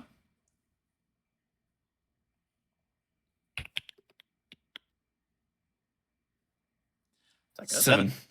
So it is 7 days later Oh. that the next thing of note happens. We're going to jump around in the timeline a little bit at this point. Again, space travel involves long periods of doing not much, and ships maintain their own time clock. Keeps crews a little bit more sane.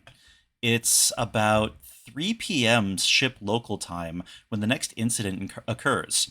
You will notice that I have moved the map, and I want to say thank you again, KURTZ, for designing the map and the model of it that you did. That was so fucking cool, and that's It's so cool. immediately motivated me to make sure this got done.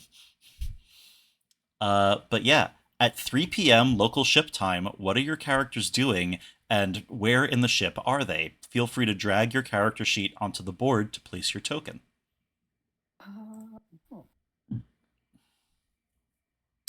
I really wish there was a way to give your character an icon in this. I got good news. I have good news about what happens if you drag your character sheet onto the board. Oh my god. Oh look at my me. god, that's awesome. Yeah? Cool, right? Where is... Let's see. Should we all do it or one at a time? What part of the character sheet should I drag? Your name. So wherever your the name name. is, and drag it Okay. on. Yeah. Where would I be? That's a good question.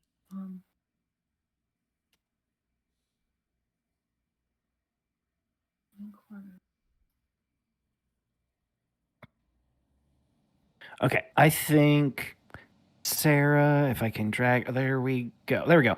I think Sarah would be in the living quarters, because that is where she has her one plant that she's managed to keep alive. This is Lucille 4, and she is watering it and just making sure it's taken care of behind the really cheap grow lamp that she has.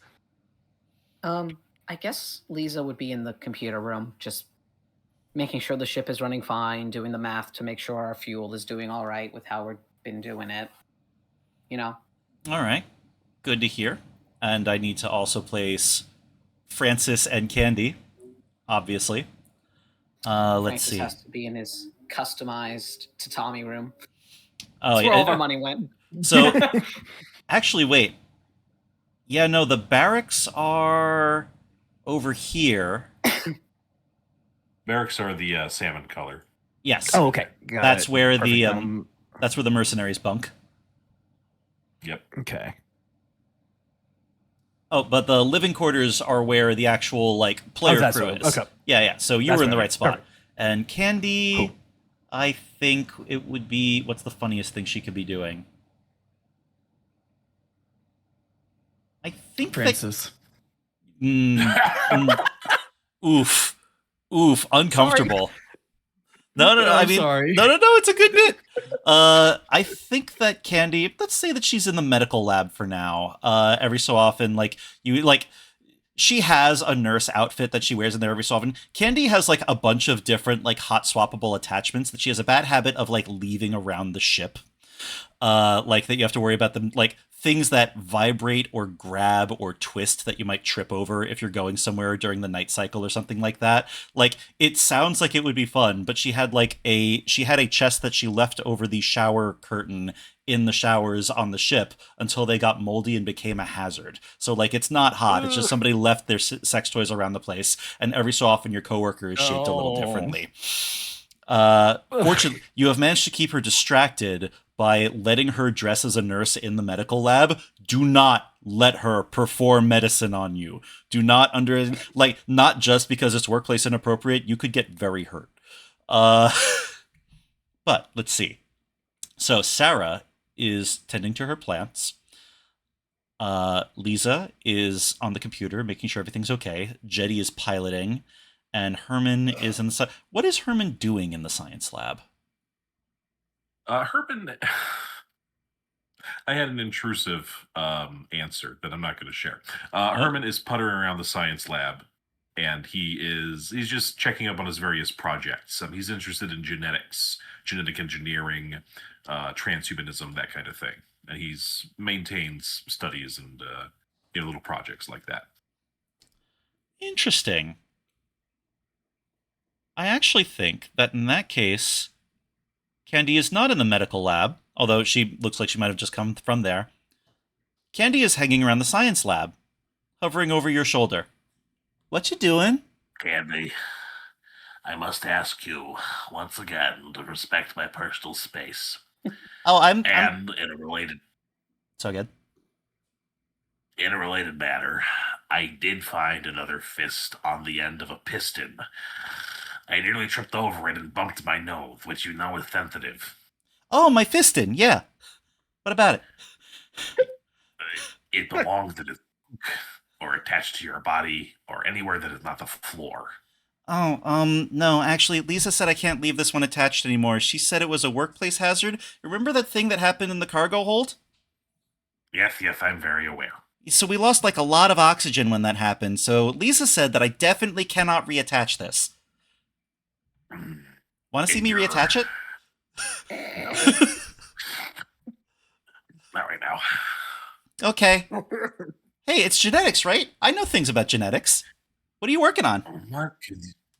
I am working on a theorem, or what will hopefully become a theorem, that once consumed can put aside the need for menial labor. Oh. Then what will you do? Well, then I will make more theorems. But if someone's doing menial labor, won't that make the serums? No. Andy, you may not appreciate my perspective. Being an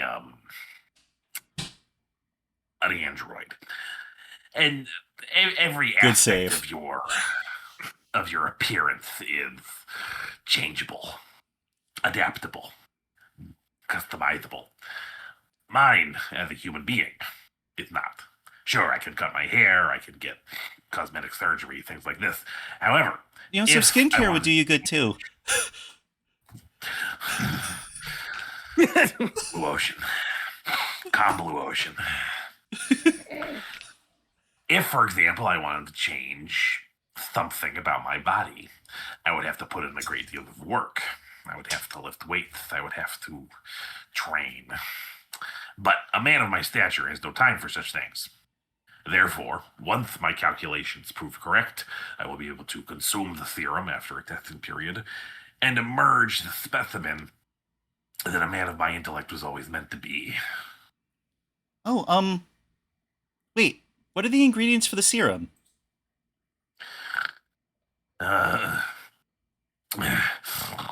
Excuse me. It's quite warm in here. Well, I have been experimenting with a brand of medication that I purchased in bulk some time ago. It's a stimulant, you see. Okay, but there's limited organic material, but a stimulant that makes a lot of. Meanwhile, in Sarah's bunk. Oh, no. Sarah, JD, remind me of the name of Sarah's plant. Sarah's plan. This is Lucille 4. Lucille 1 through 3 have suffered terrible deaths so far. Oh, jeez. So, what type of plant is Lucille for? So Lucille 4, I think, is a company. This would be trademark decorative succulent number 378. Meant to bring morale in deep space trips. And so it is like, it's probably the one that Sarah's holding right now with like one branch and 2 leaves that are very like waxy leaves meant to hold as much moisture as possible. So when you're watering it and taking care of Lucille, like, again, all the previous Lucille's have died horribly. This is the first Lucille to look like she's doing pretty good. And you're coming around the other side of her to see one of the larger fronds has been neatly cut at the base, as if in a single elegant stroke. Oh, no. And I think, like, takes the plant, puts it down, and is immediately going to find. I'm sorry. What's the Cyborg's character's name again? Apologies. Sorry, what? Player character Cyborg character name. Lisa. Lisa. Yeah. Oh, I'm sorry. Yes. Yeah, is immediately going to find Lisa and is like, Lisa, somebody cut my plant. I need you to look at the security cameras. I need to know who did it. What? And like I hold up the plant and is like, they cut my plant. And I try and I don't have a lot of boundaries. I'm gonna be honest. I'm pretty chill on a lot of stuff, but this is kind of my line. Huh. Matter of fact, is this getting to Sarah that much? Like, I think this is the one thing. Like, she's surface level upset, but she's not going to go like beat somebody up. She's going to go have a very mature conversation about like boundaries and stuff. Cool. Give me a sanity roll. Yeah. Okay, and that is going to be. Sorry, I got to go get my character sheet. So sanity roll is there. We go. Fail. Oh no! Gain 1 stress. Not only do you gain one stress, please check the mechanic for scientists. Oh no! If you kill me, I No, swear to it God, won't kill you. But my robo ghost will haunt you. when I fail a sanity save, you also gain a stress because I'm supposed to be the chill one. God. And so you seeing me stress out, you're like, oh shit. Do I stress out? You gain Yeah, one you gain stress. Fuck you. Yeah, seeing Sarah get worked up. Let's face it, you don't see Sarah angry a lot. This is uncomfortable. This is my noise. Yep. Like I could hear the like what is it? The gyros whirring to make the noise. My face, I think how you boog through my face is very much how my character is all the time. Like, fine. Just calm down. Take a deep breath. Relax. I don't need you stressing and making me stressed, okay? Okay. I'm sorry. This hasn't happened before, so I'm sorry. I'll check the cameras. Thank you. And I think you do see her go into the corner and do like what looks like a very specific like calm down exercise. Is there a way to bring down my stress from this asshole? There are things that you can do, but you don't have access to them right now. In the meantime, though, so while you do have access to a lot of security stuff, apparently the company insists that only the chief of security can access the security cameras. You could hack it, but like it would be easier to get Jetty's password. Give me a second. There's comms here, right? There are comms. Jetty, come down to the computer room now, please. When Jetty hits the respond button, you can hear what is clearly like death metal blasting in the background. He's like, "Oh yeah, sure. I'll be right down." Boop. Man, I really wish I could do drugs right now. I think Sarah, like from the corners, like same. Looks in the meantime in her own brain, looks up Wikipedia article on weed, being like, man, I wish. The organics don't know how good they got it. Yeah. Jetty walks down to the where you guys are and goes, "All right, what's the big emergency down here?" Hey Jetty, I need can you give me your security stuff? I need to check the cameras because someone has attacked our poor janitor's plant over here. Someone has terrible. expertly snipped a leaf off of my plant. This was predetermined. I think you mean premeditated, but Yeah, that too. all right. Are we in like the security room right now? Yeah, Yeah, you're well, in the computer room. Yeah, you can move your characters around. Like, I'm not insisting that people stay anywhere. Oh, Right. okay. At any old time, by the way, Curdles, Herman and Candy could come down the hall arguing and get involved in this. Where is so- is there a security area? All right, yeah, where are we Um, supposed to? I didn't build a security. Yeah, so I guess it's the computer room. Computer room, yeah, yeah. Yeah, the computer room. I'm up. Yeah, I'm up here. Oh, there it is. Okay, So got it. No. Yeah, up here. Up here, baby. Oh. There you So go. Jetty sits down at the monitor, stretches out, puts up the password screen. Then you watch him reach around to the back of the monitor and pull a sticky note that has his password on it. Lisa's just like, why didn't you just tell me that was there? You didn't tell me why you needed me here. You just called me down. Why do I follow protocol? Why? I hate this place. So it takes a few minutes of like scrubbing through the like security footage to find it. Like you're able to jump between like, you know, at this point the leaf is there, at this point the leaf is not, and you are slowly making your way closer to whatever point in the middle something is going to happen. When like Herman and Candy start coming down the way, Candy is explaining, "Yeah, I know that it's a stimulant, but like that can affect other things. Herman, sweetie, you should treat your body better. It's the only one you're What I am getting." doing. No. What I am doing is going to treat my body better than it's ever been treated before by your hands or anything else that's... Okay, now we're gonna step past the phrasing there for a second. Listen, if I don't know it last pass, I ain't remembering shit. It ain't getting written down. That's fair. She's going like I'm just saying. If it doesn't work, I don't want this to go like your last one. You locked yourself in your room for a long time and nobody got anything done. As they're coming up closer, Jetty, you're getting closer and closer to where the point where the plant got snipped was, and around that time, Francis was moving through the living quarters to get to the barracks, and you see him pause and look at the plant. And he's got that faraway look in his eye like he's thinking about something else. You see him reaching for the hilt of the katana when you see a little alert come up on the corner of the screen. Radar ping incoming. Oh shit! And Jetty like gets up and runs off. Okay. Just immediately runs back to command. Yeah. So as you get to command, you just caught the tail end of it. Something right at the edge of your range has just barely detected you.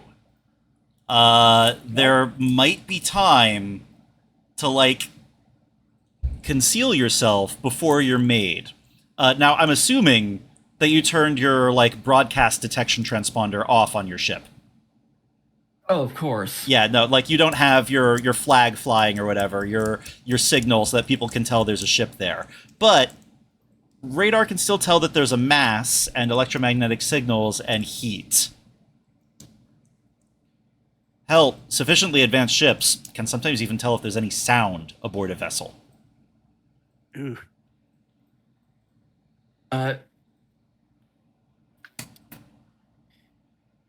Jetty quietly whispers over the intercom, very silently. All quiet. No speech. And then he shuts off like all lights and major electronic systems that would be easily detected. All right, can I get a As computer's... they go dark. Can I get a computer's roll, please? Oh boy. Where is computer stat? Computers is one of your skills. Do you not have it? I don't. Uh-oh. Then I have that. Jetty's already the one in there. This is time sensitive. You don't have time to run up and do it for him. Give me a flat intelligence roll. Oh boy. What you got? Failure. Jetty mashes the button and leans to the microphone, and what his intrepid crew hears over the comms is...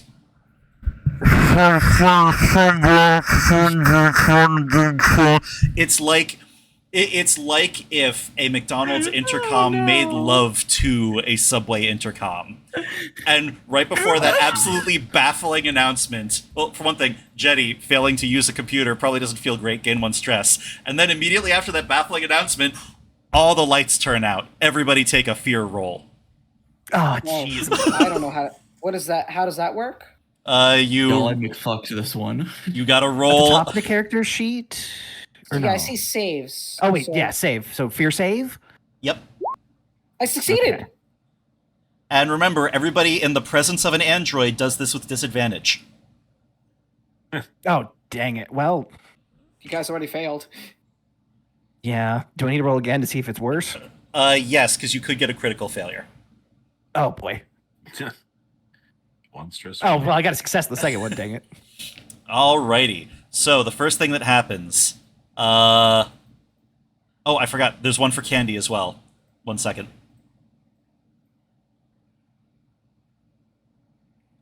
Da-da-dum, da-da-dum. Candy's Man, me and great. Candy fucking locking it down. Like, so the lights go out, and like Herman immediately next to you. One, Candy's eyes definitely glow red in the dark, and two, her immediate response to any lights turning out is to say, "Oh yay," which does not help your panic. So Calm down. Calm down. so both the meatbags in the room, you both gain 1d10 stress. Oh, I got an additional 1d10? Yeah. 10. Oh. Okay. Is there a way to just roll a d10? Is that just? Oh, wait, I Yeah, see if it you now. go to the side, you Basic see where your rolls. tools are, and there's a dice Yeah. button. Yeah, just click the 1d10 there. Okay. No. Oh no, Oh dude. Christ! Boy, howdy. Okay. What do we Oh got? no. Oh come on. Well, you gotta have the It's all opposite. the reflexes. So yeah, I'm not That gonna is like. probably a 4 stress. It would be really funny if I made you roll a panic roll right now, but there's a non-zero chance that it could really escalate. So I think that perfectly balanced. Yes, Peppered. Well done. But yeah, no, Jetty, right after telling the whole crew to be quiet, you hear Sarah scream. Would I be able, since I'm right there, to cover her mouth? Not even because I know what's going on, but just because it's very loud and it's just like quiet. Speed roll. Oh shit. Oh, also that reminds me, I need to do one of these for Francis, because he's also got no idea what the fuck just happened. Failure. My speed is 47. So. Why do I keep rolling 90s? What is going on with this game? Oh no. Oh my god. All right, so 1 As someone second. who's been part of a Call of Cthulhu game for the better part of 2 years, sometimes it's a high percentage night, and I fear. This is one of them. Getting Man, 10 out of 10 If on this was stress. if this was D&D and I was a cleric, I'd be rolling fucking amazing. Very scared of the dark. So a scream gets out before you clamp a hand over your mouth. It's like a ah! Yeah. And like you hear the lumbering sound of like Francis coming back this way, and like Francis, you know, he's a heavy set man. A lot of it's muscle, but it's loud as he comes down the corridor. Jetty, you said that you turned off everything on the ship. Can you still see the radar? Yes, I turned off all non-essentials. All right. Whatever the ping was, it's hovering right at the edge. It's not getting closer, but it's not going further away. There might be time to salvage this. Oh. Okay. So this thing is just following us right now, right? Like it's just Something barely there. it seems likely to be are you checking the no. So you could reach out and check its transponder signal, but it would know somebody did that. Mm.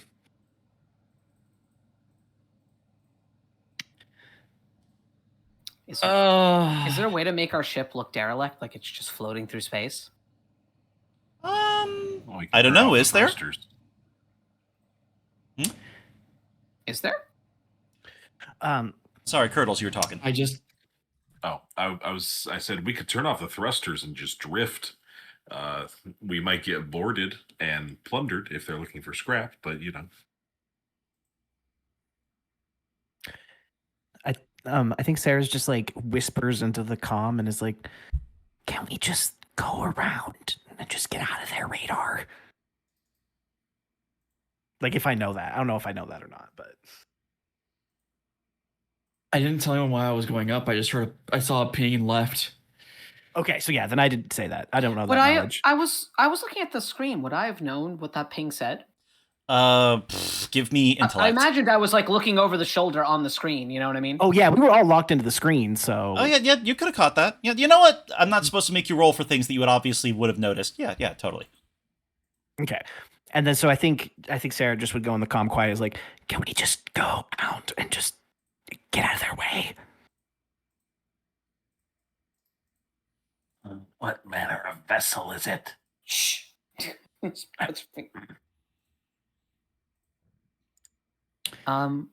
we have ways to like message each other via like a phone text thing? I would Yeah, assume we that. have a line. I would assume that your comm links could reach each other. There's also the ship's own computer system, like that is hooked up to your comm links, but I don't know if that's active right now. The ship doesn't have like windshields. We're not doing Star Wars where like ships have that. It's more it has more in common with a real ship where there are very small, heavily reinforced portholes. You might be able to see something out of one of those, but it's not reliable. Do we have exterior cameras that I can like move and point towards it? You absolutely do, so long as the power expenditure isn't detected. Oh shit! Wait, I have something that can help. Shit. Oh, cool. Yeah. Fuck. I forgot. Where's my character sheet? So many tabs. How many profanities can we get there before we hear the thing listed? I have binoculars. Hey. Oh. Yeah.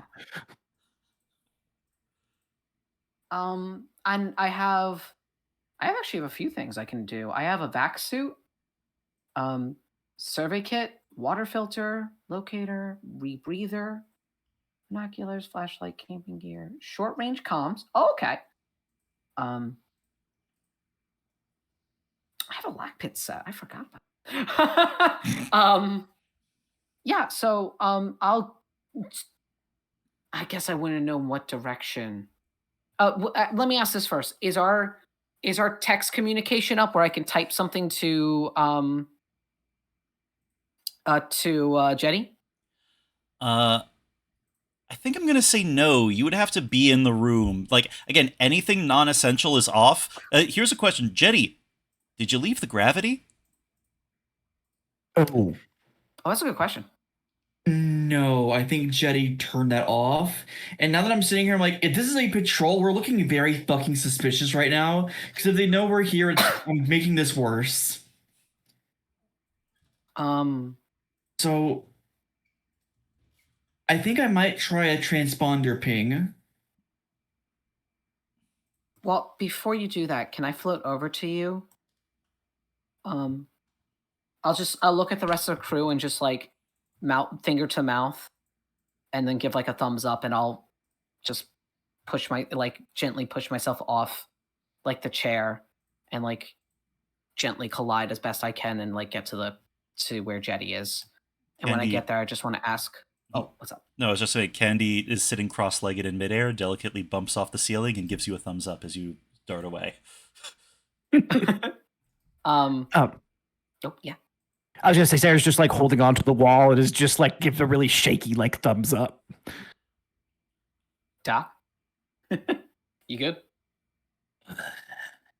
He raises his hands and like swipes away, like yeah. Whatever, just do it.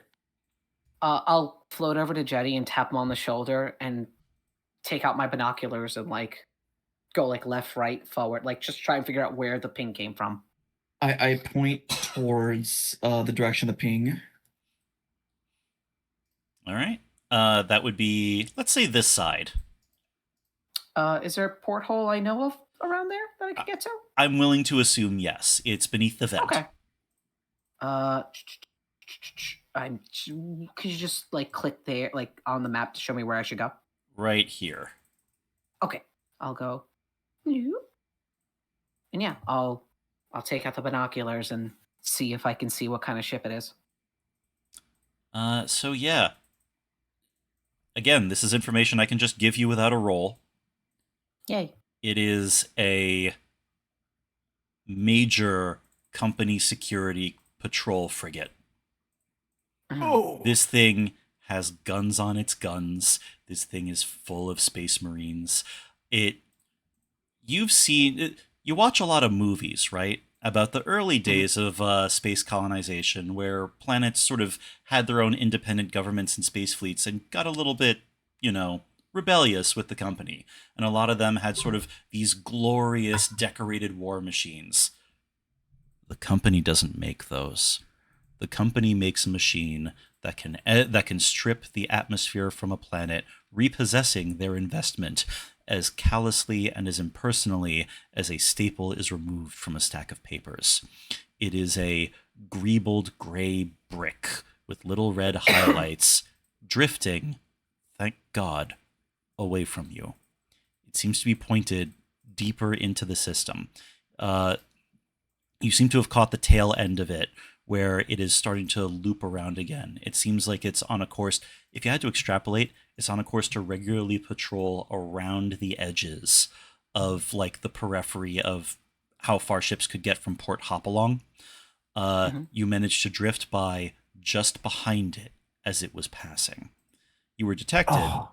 It seems like it might have just thought you were a dense asteroid or something. Good thinking turning off the gravity. Those gravity generators draw a lot of power. Oh. Do I know if those things have like the hearing, like thing we were talking about, where they could even hear? They do have the hearing thing. They do have, Okay. They have thermographics. They have the smart move from what you've seen or heard other spacers say, hold very still and shut the fuck up until you can't see it. Okay, I'm gonna keep my eye on it until it is until we are safe, and then as soon as it's clear, I'll go back and tell everyone what I saw, and go to Jetty, be like, okay, we should be good. As you're explaining that, Francis comes into the galley looking white as a sheet, walks over to Sarah, and very softly says, I'm sorry I cut your plant. And I think Sarah does just this really big sniff, and it's just like, don't do it again, okay? I won't. I'm sorry. Thank you. And then I think Sarah's just like, can we turn the lights on soon? Oh, that was some good shit. 1 second. Let me check a thing in the rulebook specifically on convalescing from stress, because I think that Sarah might need a bit of that. Yeah. I can't believe you rolled a 10. 10 on stress. Higher class deals with stress and panic. Da-da-da-da. Pardon me I think one you also moment. do have to roll for it. While Boogie's looking up that and everything calms down, Lisa will go to you and be like, I'm sorry, Sarah, about if I hurt you when you started screaming. It just wasn't a good time for that. No, that was the right move. Yeah, I think sorry about that. I was just really surprised at what was out there? You know how the company has those ships with the guns on the guns? Yeah. It was one of those. Well, yeah, no, I mean, at that point, if you need to knock me out, do it. I'd rather be knocked out than dead. Noted. And yeah, I'll go to Jetty, and also tell Jetty what I saw when things calmed down, and just be like, yeah, good thing you did all that.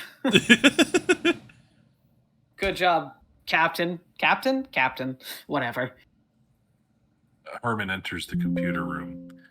By the way, the construction of my serum requires ingredients. I may need to take the stamen from your plant.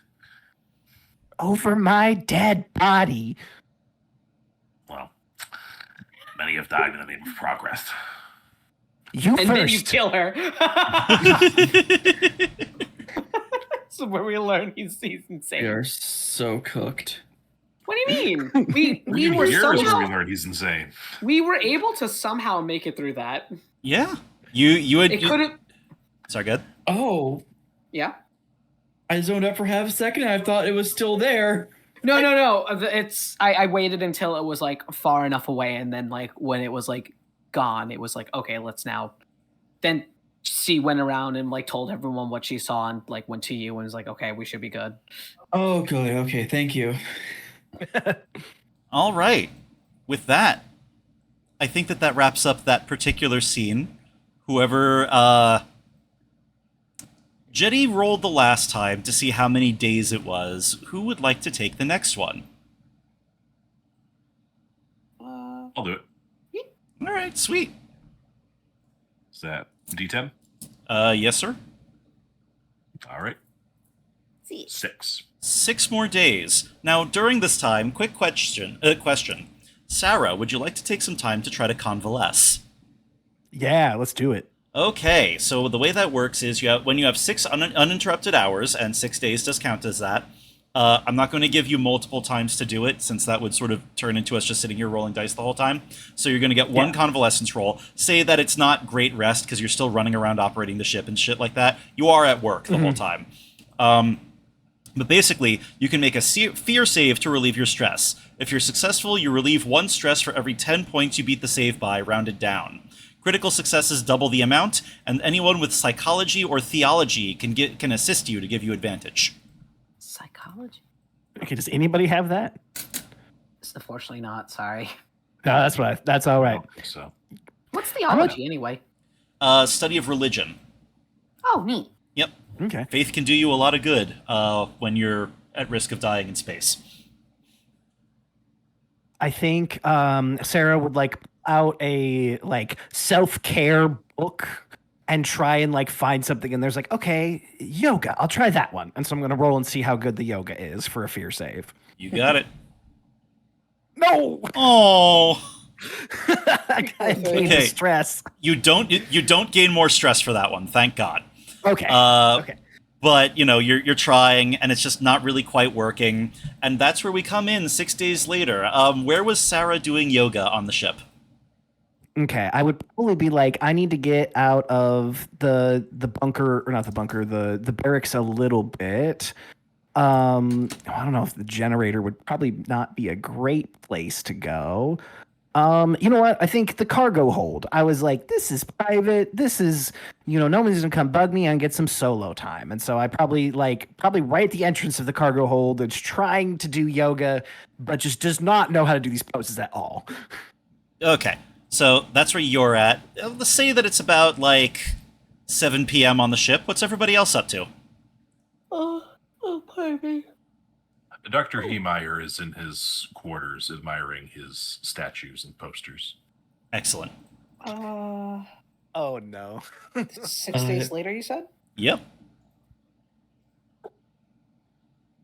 Let me see. Jetty just has cookie clicker up on one of the monitors in the command. Sounds good. He's at 47 quintillion. Watching the number go up. I guess I would be. What's this one over here? The generator. Just making sure it's just at the computer, just being beep boop boop, making sure everything's still going good. Okay, it's all right. You know what I mean? She doing her job, like you were saying earlier. Makes sense. Meanwhile, I assume that Candy is somewhere in one of the other cargo bays trying to find where y'all left the ship's copy of Betrayal on the House on the Hill.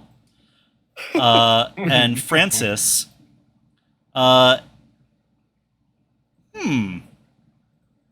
So ever since the last incident, Francis was following Sarah around a little bit.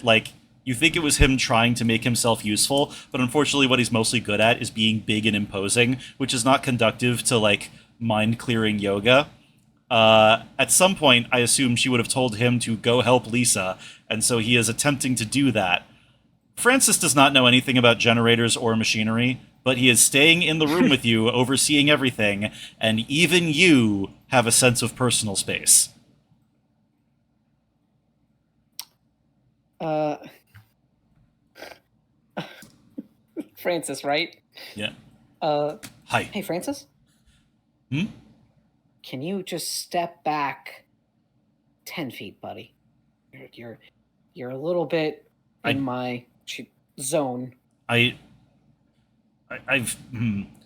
figured your zone is probably where I should be if the ship happened to come under attack. You're very important personnel.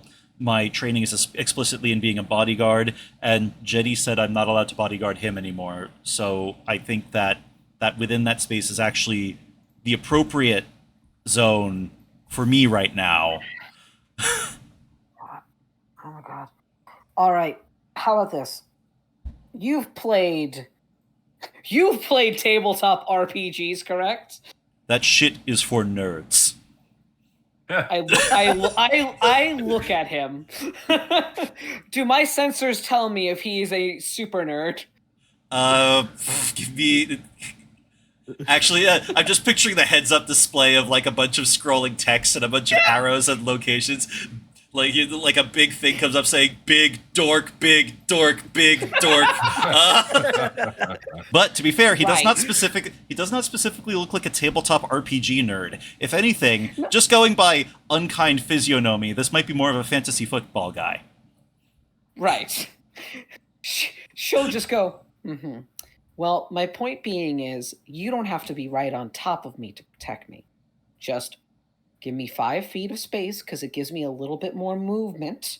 She does a little circle, and I promise you, you will be close enough to save me if there is any danger. His mouth tightens into a frustrated line. He moves back a little bit until he is definitely blocking this corridor, but turns his back to you, in case assault came down that way.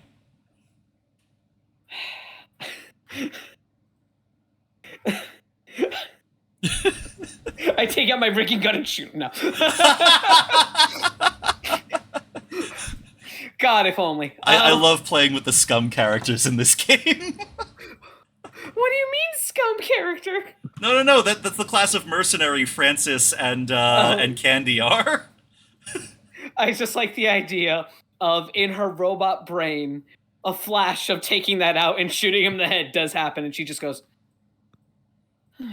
She runs an incredibly vivid simulation, thinks for a second, and then casually, file, save as. Okay. It's fine. Thank you. And she'll go back to, typing and checking stuff. All right. It seems like there's not particular drama in there. Let's see. Yay. Candy is still looking for the stuff. Herman, you actually get a ping from your project in the science lab. The serum has finished percolating. The serum. Very good. At last, I can continue my important work. There's nowhere to go in here.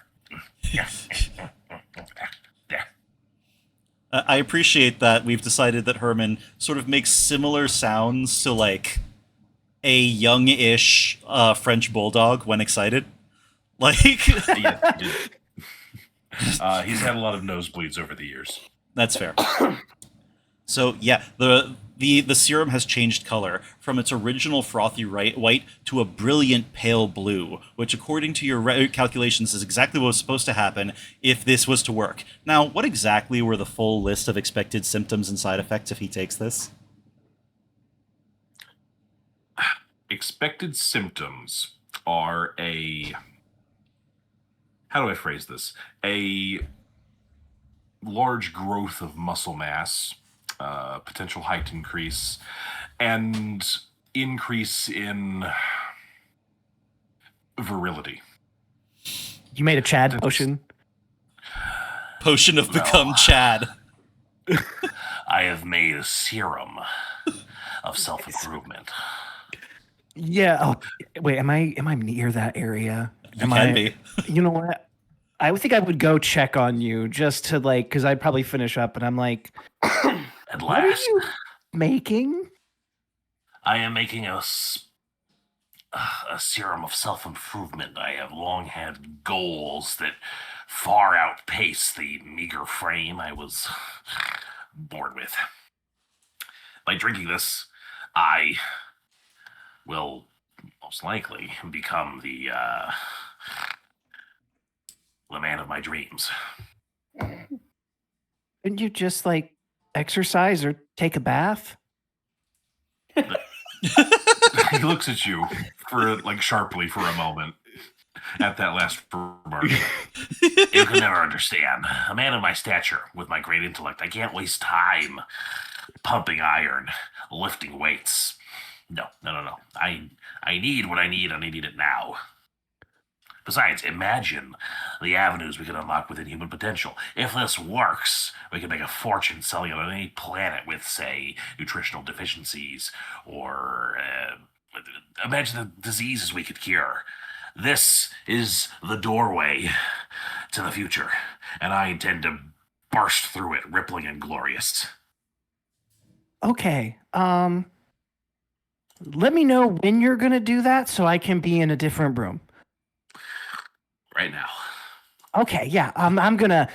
Good luck. And I think actually what Sarah does is like, I'm gonna put the mop right here, and just page me on comms when you're all finished up. And it's just gonna turn right back out.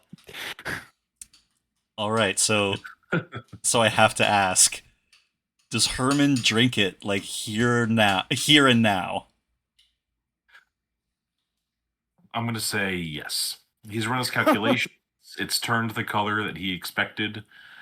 He's been working on this for some time. It's in some ways his life's work. So, yes. Okay, so Here's to progress. the camera pans to Herman's shadow on the wall behind him as he downs the potion. Hey, Kurtz, Yeah. could you click the little button next to the saves part of your character sheet that says body? Yeah. Oh no. Oh no! So that's one stress. it starts with one stress, yes. Oh no. Oh no! Are you gonna poop your pants to death? The shadow.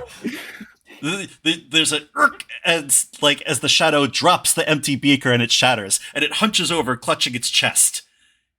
We see the shadow thrash and twist. Herman,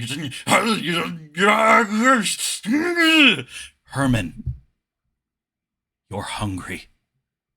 Oh, You are no. so impossibly hungry. Uh-oh. All right. Well, Herman Can't believe you is. Dr. Jekyll, Mr. Hyde He's heading to the galley. Yeah. So I think that nobody's even close. Nobody has any way of knowing what's about to happen. Actually, no. Kurtz. Yeah. I don't know if you live in an apartment situation like me at home, and you don't have to tell me, but is it appropriate for you to make some noise? Well, quiet hours start at 10, so we're okay for now. I try to control people's characters as little as possible, even when the character is in some kind of induced state. So would you please do us and the chat a favor and roar? I hope that my effort will be appreciated, and I hope that you are all going to laugh at this as hard as my girlfriend is going to out in the living room. Oh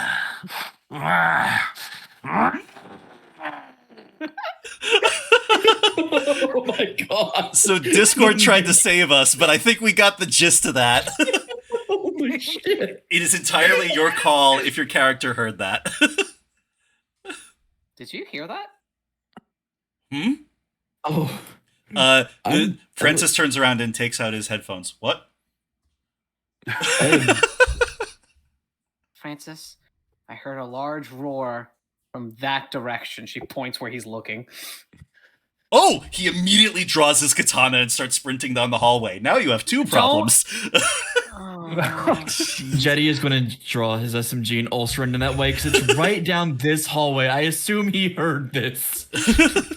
I think Sarah is like, oh no, what is he throwing up? And like would also like be following, and I think would probably go from the opposite direction and is going probably towards the lab to clean things up and gets about here.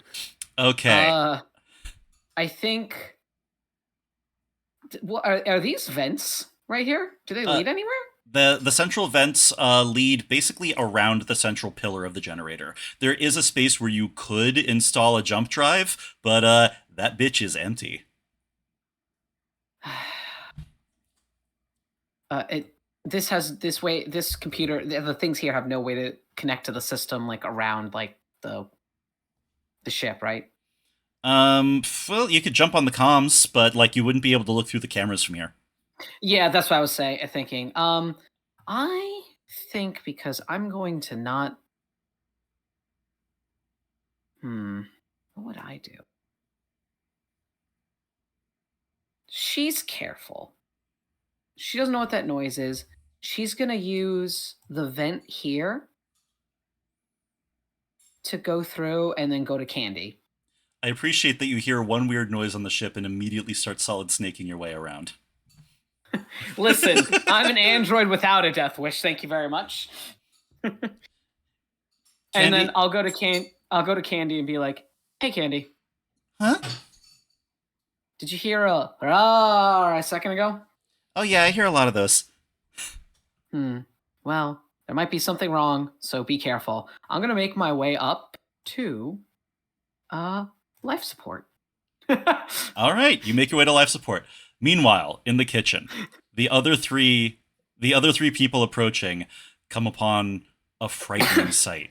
Now again, this was sort of late in ship's hours. The lights in the galley were off, which means the only light in there is coming from the open fridge, where something is burrowed into it as rapidly. I'm sorry, again, I try not to control people's characters. Kurtz, can we get some what like gorilla meets hamster eating noises?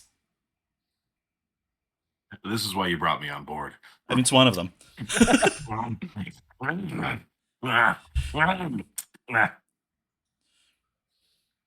As of yet, you can't get a good look at the figure in there. They're backlit by the like light coming from the fridge, and they seem wild-haired, almost distended, like oozing like sweat keeps splashing off of them to the floor, and like the room even feels a little bit extra warm. You know what? I think Sarah sees that and is like, nope. Nope. It's just gonna go as like I was like, you know what? I was gonna go clean the lab. I'm gonna go clean the lab. And you know what? I think just gonna go down here, grab that mop, and just start cleaning. It's like that's not my job. I don't get paid to deal with that. So there is a long trail of like almost sandy looking sweat leading from this room to the galley. Ugh, yeah, and I think I just take my mop and I'm like, nope, not dealing with that. And it just starts cleaning. Jetty, you're approaching whatever is hunched over the fridge from behind, and you see it like pull out like bits and pieces of stuff. When you hear from the other corner, "Stand and deliver, beast!" And Francis begins sprinting out with the katana. You have an opinion on that, or?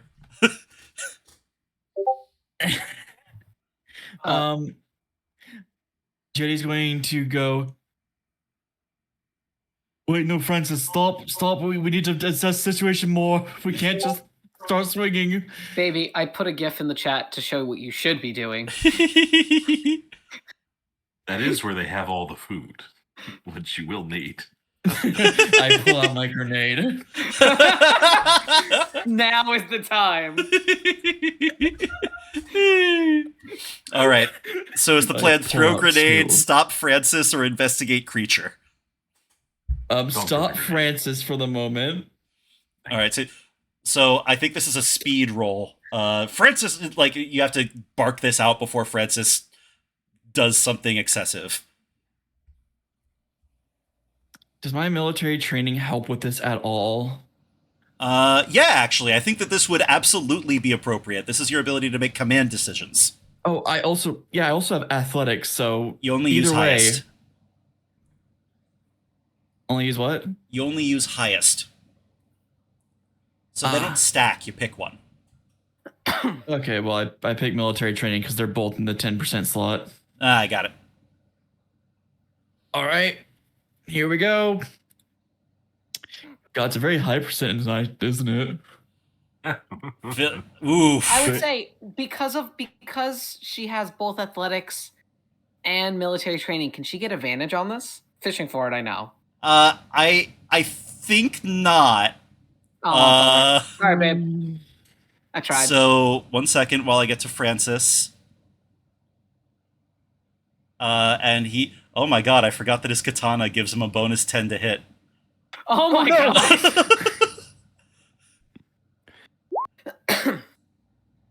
Hey! So he can act real katana. Okay. Oh my god, Herman, you've been stabbed! So can we get an armor roll from Herman, please? An armor save. Yeah. Why are the NPCs succeeding constantly, please? Oh. Oh no! Oh no. Herman bellows in pain. Okay, let me roll damage on this one. Ooh, this could be rough. This could be 100 quite... damage. No, it does not do 100 damage. 18. 18. That's pretty much 100. There's a sheet. And there's a scream. Jenny, you recognize... Wait, that's Herman's voice. Francis, that's Herman. That's Herman. Oh god, what did he do to himself? Okay, so Herman, myself. What has he done to me? Herman, I have great news. That snapped you out of it. Yay! Woo! Oh you, man, y'all. Go on. Sorry. You know how fans of fucking Alex Jones try to talk about him like a health guru in spite of the fact that he's turned himself fucking purple? Yeah.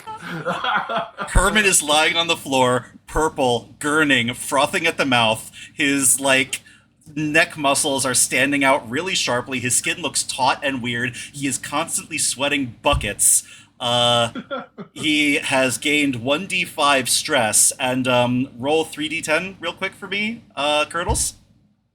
Okay, I'd love to. He is bloated from eating 10 days of your food. That's not as bad as it could be.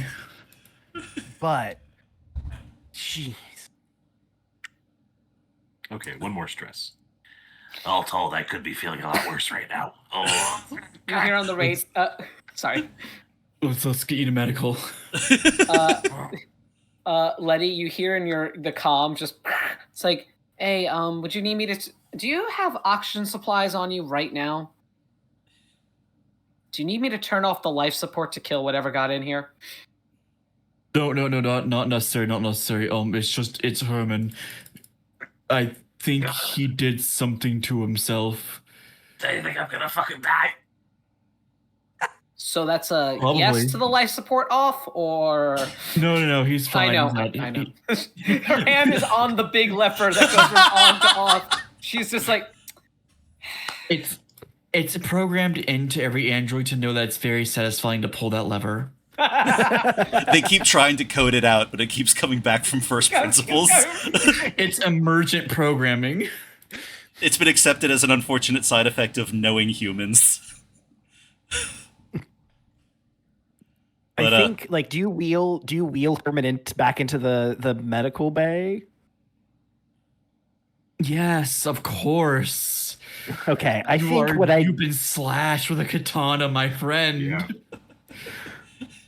I think after doing some cleanup, Sarah is also there by the bed, and because he left a trail when you brought him into the medical bay. I think Sarah's like, you could have just worked out. I want you to lead that oaf to the airlock and open it with him inside. Lisa walks by, goes, "Oh, Herman, you're looking huge." Herman, you were making such strides in your physical health work. Yeah, I don't. Why would you do this? Because it's my life's work. It's important. Someone has to. All right, so I'm going to ask you a second question. Why would you do it while we're on the way to a dangerous mission that we have no way of getting more medical supplies or you to an actual doctor? He looks at you for a moment, and then he looks at the ceiling for another moment. It turned blue. And with this answer, there's a bang, and suddenly all of the lights on the ship turn off. Oh boy. After a couple of seconds, a little chirpy security console voice comes up. Remove obstruction from ram scoop turbine to continue to use thrusters. Thrusters have been disabled while ram scoop turbine is blocked. The ram scoop turbine is an external part of the ship. It's mostly meant to be used in hyperspace, which you can't get to because you don't have a jump drive. However, it still turns off everything if there's a blockage in it. Sounds like you hit something.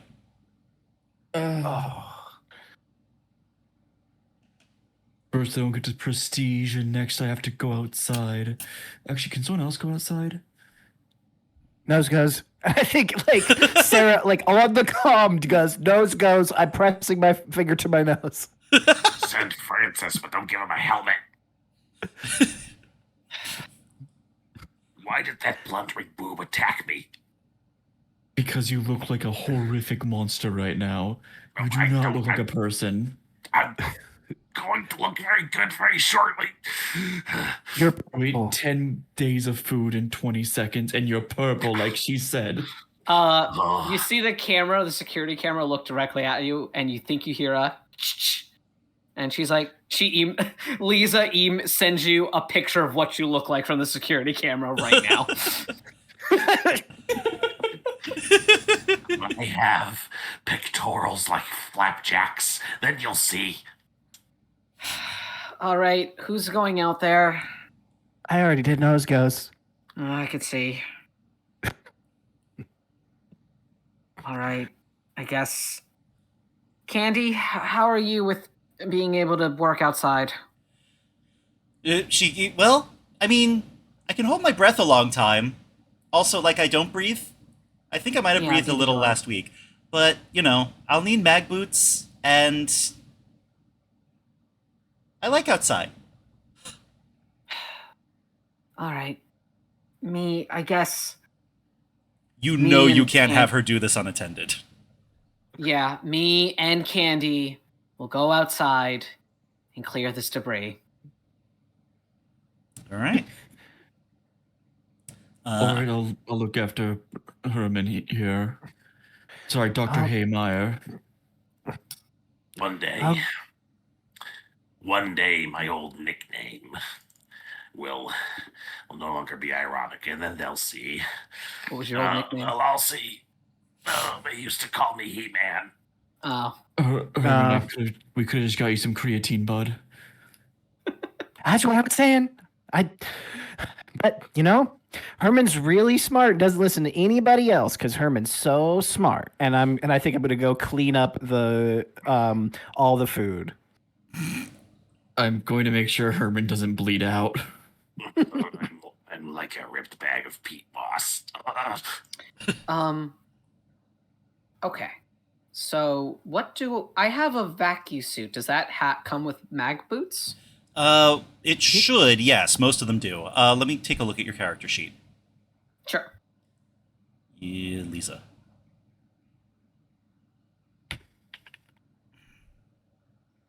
Exploration, vac suit, long range comms, oxygen tank.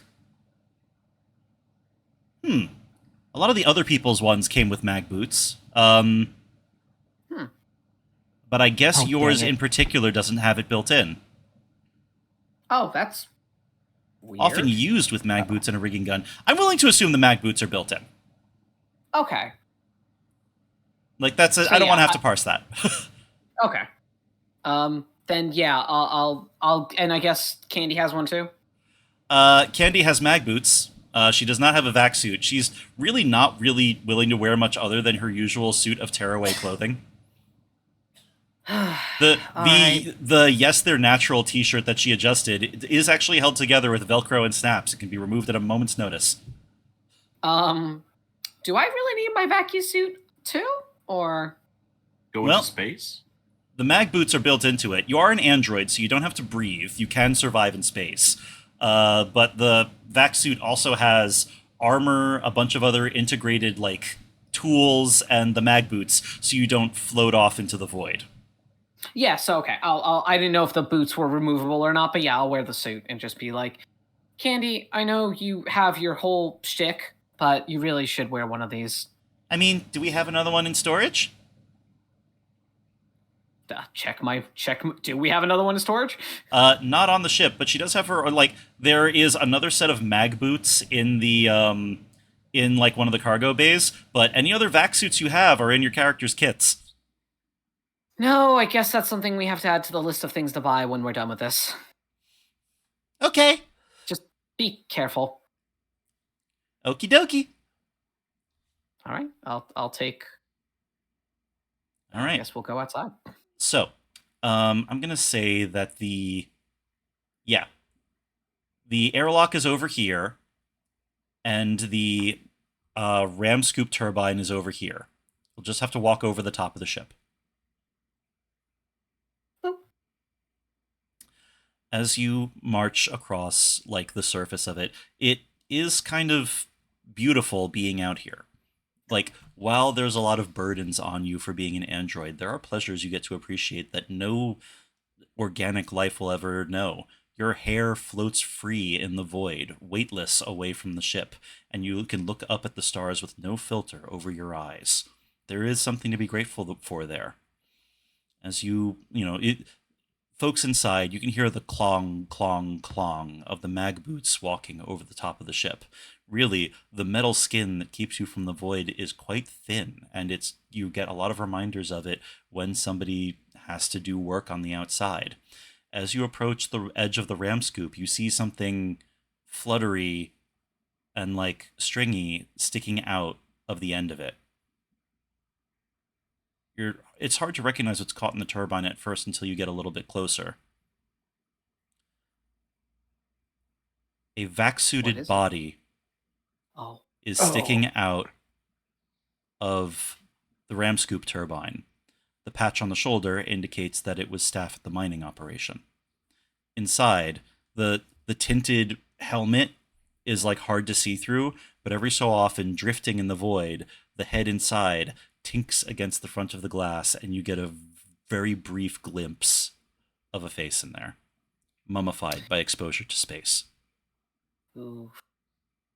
Question: if we remove this, will the turbine start right away, or is it like off until we're at a safe distance? It's off until you turn it back on. It's not going to immediately start up. Also, it doesn't work outside of hyperspace. It's a very dumb thing bolted onto your ship, but if you don't have it, you wouldn't pass safety inspection. Got it. Okay, just making sure it wasn't like we take it out and then it's just like activating and then we get torn up. Yeah. I will. I'll like message Candy and be like, I think we found what caused the blockage. There's a long... It takes a long time for pings to receive from Candy to begin with. Like, not just for mean reasons, maybe her modem's old, but it takes a little bit longer than usual before she says, yeah. Her smile doesn't fade at all, but she looks distant. I'll actually go over to her and like put a hand on her shoulder and like give a squeeze. I'm fine. Just work, right? Yeah, just work. I'll radio into everyone else. Hey, I found the blockage. Seems like we have a miner from where we're headed lodged in there. Gonna be pulling them out now.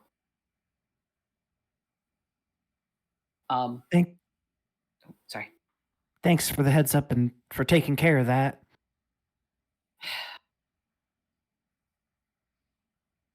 Yeah, I mean, I guess if with Candy's help, we'll try and get the guy out. All right. You both reach for the arms. You're going to make a strength roll with advantage because you have help.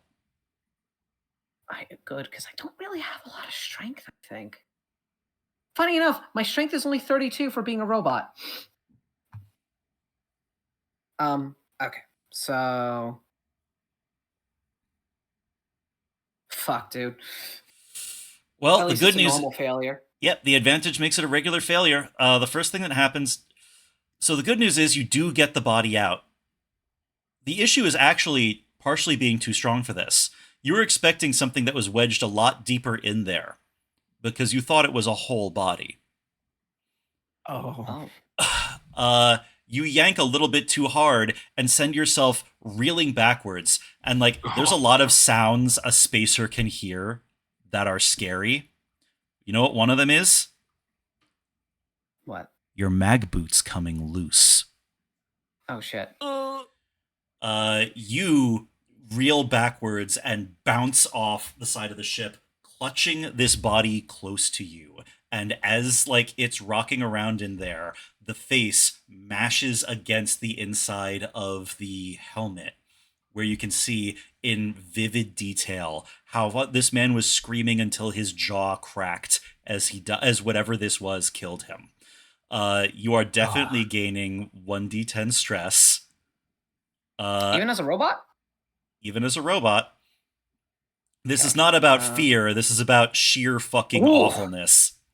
Yeah, so now 9. I'm at 12 stress. And also, I'm going to need a panic roll. Failed. Oh. Failure. Roll value 6, current stress 12. All right, roll for panic results. Does that panic effect button? Yep. Gain 2. Oh, Ooh, no. Jesus.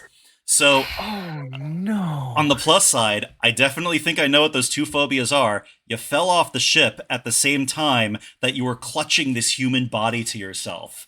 You feel the firmament falling away under your feet, and for a moment, there is a screaming, howling void. This cannot be how it happens. This cannot be how it ends. The only thing that jerks you back to the present is the tug at the end of the line of Candy holding the end of your safety rope. God, thank God I had someone come out here with me. That could have gone real fucking bad. Yeah. So yeah, for your two phobias, I try not to pick them for players, but if I can make a recommendation, dead bodies and the open void. I was gonna say, can I make just one maybe correction? Please. Instead of dead bodies, the concept of death. Death as like Thanatos, the idea of no longer existing, getting so up close and personal with like you are and then you are not. Yes. All right, you still have high fear resistance, but once it breaks down, it really breaks down. I love it. Make sure to mark it in the notes on your sheet. No, where is that? Notes. Here we go. So, two phobias, concept of death, and I don't know if I want to do the because I think she would still like space, but maybe like because like I do like that moment of it being beautiful. So maybe it's less about the phobia of space itself and more a new phobia of like. Can I throw something out there? Way to word. Yeah. Falling. I like that one. Yes. Oh yeah. I like that. Something Falling. Chainsaw Man. And then Oh no. stress can't go below 5. Now, is there a way to relieve panic stuff or it's just permanent? I think there are methods of treatment for it. I'll be candid with you. I've never had a campaign go long enough for it to come up. Okay. But if we do more of these, we can talk about what could be done for your character to do that. But I do feel like part of the way games like this work is that in D&D, your characters tend to grow in strength and grow more effective. In a lot of horror games, you gain agency but become more vulnerable in other ways. It's not linearly going up. There's a reason people retire their characters to safety rather than play them to their doom. Right. That said, how you feeling about your first horror game, Midu? It's definitely intense, and when you just roll bad, like you said, it's like a snowball effect. It's like, oh, this sucks. Having fun though? Oh yeah, it's interesting because it's like the funny thing is that there hasn't been like there's a monster. It's just we're getting there. That's the scary part. It's not even like we're up against a threat at the moment. It's just getting there is dangerous. Space itself is very hostile. Yeah. Getting back to the airlock is uneventful and very quiet. Candy seems to think better of interrupting interrupting the noise. So here's the thing: when you get drawn back to the ship, you notice. So again, there's only half a body there. Again, space has mummified a lot of what's in there, but it is sort of strange to make out the details. This man looks like he was sucked apart, and the bottom of his vac suit is and like the body inside of it is encrusted with a dried blue mucus, sort of thick and phlegmy. Would have made that? I mean, not standing on the outside of a ship, you don't. Here's the question. Do I bring the dead body in with us? Or just get a sample real quick? Hey, Doc, you still alive? Unfortunately. Well, What do you need? well, this dead man here, there's only half of him, and there's some kind of weird residue on where his torso separated. Would you like the whole body to look into it, or you just want a sample of the liquid? It promised me you Bring won't the drink it body. too. All right. I'll bring the body in with me then. Yeah. How on earth did a dead man get stuck to the outside of our ship? Who knows? This is about a Learn to dead question man. these things. It may save your life one day. I'll relay the information we learned to everyone else too, like on the comms as we get in. At the word sucked apart, you do get a ping from Candy in her what you actually might interpret as a sincere attempt at lightening the mood. Even I'm not that good.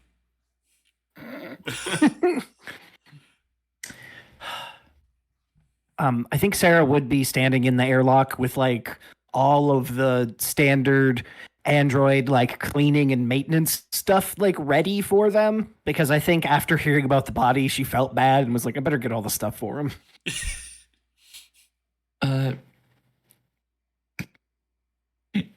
I will go meet them at the door to help with the body, because as soon as they get back in the artificial gravity, it's going to get heavier. I guess I'm going to leave Herman here, Dr. Haymeyer. Just you going to be all right by yourself? I need medical treatment and attention. I could I have stim packs. Those could be of. Would you like one? Please. Francis jumps on the comms. I know some first aid if he'd like me to come and Francis, please come and help. I do not know first aid. Dr. Heemeyer rolls over and No! This Dr. you Hema- balding, top-knotted buffoon. If you ever touch me again, I'll pull your colon out through your ass. like Francis very patiently nods and says, "I'm pretty sure you can't do that," and starts setting aside find like a stitches and bandages. Oh, ow. As you get the body inside, the first noticeable thing is there's a smell to space mummies. as they immediately come in contact with heat again. Things begin to thaw. The crystallized moisture begins to get wet again, and like powdered like skin flakes begin to puff off of it. Like if you and Candy needed to breathe, you'd immediately start coughing. And if Sarah's on hand with the android maintenance stuff, Candy's going to avail herself of that immediately.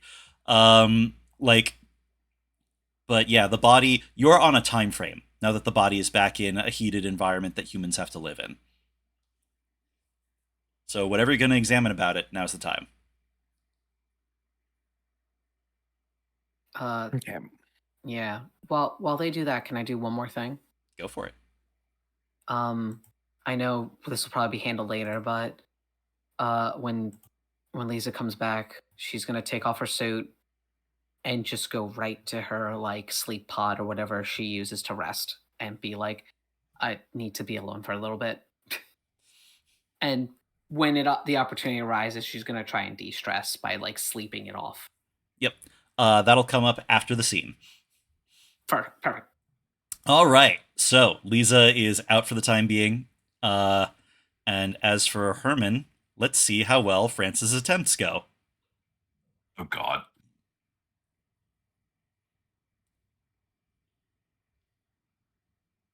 All right. So you make a body save with advantage from somebody attempting to treat you. Okay. Let's see. Body, yaddy, yaddy, yaddy. Here we go. That's the one. Critical failure. Okay, well, the next one can always be better. Well, you know, regular failure, just one stress. Yeah, you do gain one stress. Like Francis's inexpert fumbling gets, bandages on the wound. You're no longer bleeding out, and there is a haphazard wreck of stitches holding you shut. You are a butcher. I've been told as such before. Himiko will never take you back. Oh. Oh. 1 second. I'm going to roll. I'm going to roll something real quick. Oh no. Roll to murder. And this is how my character dies. It seems appropriate for him. If you get killed by the weeb, you become the weeb. There's a moment of real hurt in Francis's eyes as he stoically continues to try to treat you. And he gains 9 stress. Oh. We don't have to worry about a monster. We're gonna kill ourselves by the time we get there. It seems like it. I'm the only one who's taken no damage, stress, or otherwise. Well, good for you. Well, I mean, you're driving the ship, so probably that's good. With that, though, yeah, the body's on board if Herman wants to examine it or anyone else wants to do anything. Yeah, Herman will take a look. Mhm. Can we bring... I humbly request that the body be brought to the science lab where I may make an examination using the proper equipment. And I would also, not so humbly request, I be wheeled to the science lab. Francis salutes, heaves the body over one shoulder, and drags the rolling medical cart that you're on behind him. Watch the quarters. Watch the... Ah! All right. I think Sarah is spraying everything with like smell, get rid of spray wherever the body goes. It's just like, ugh. I think that's understandable. 1 second. Let me find where this was in my notes.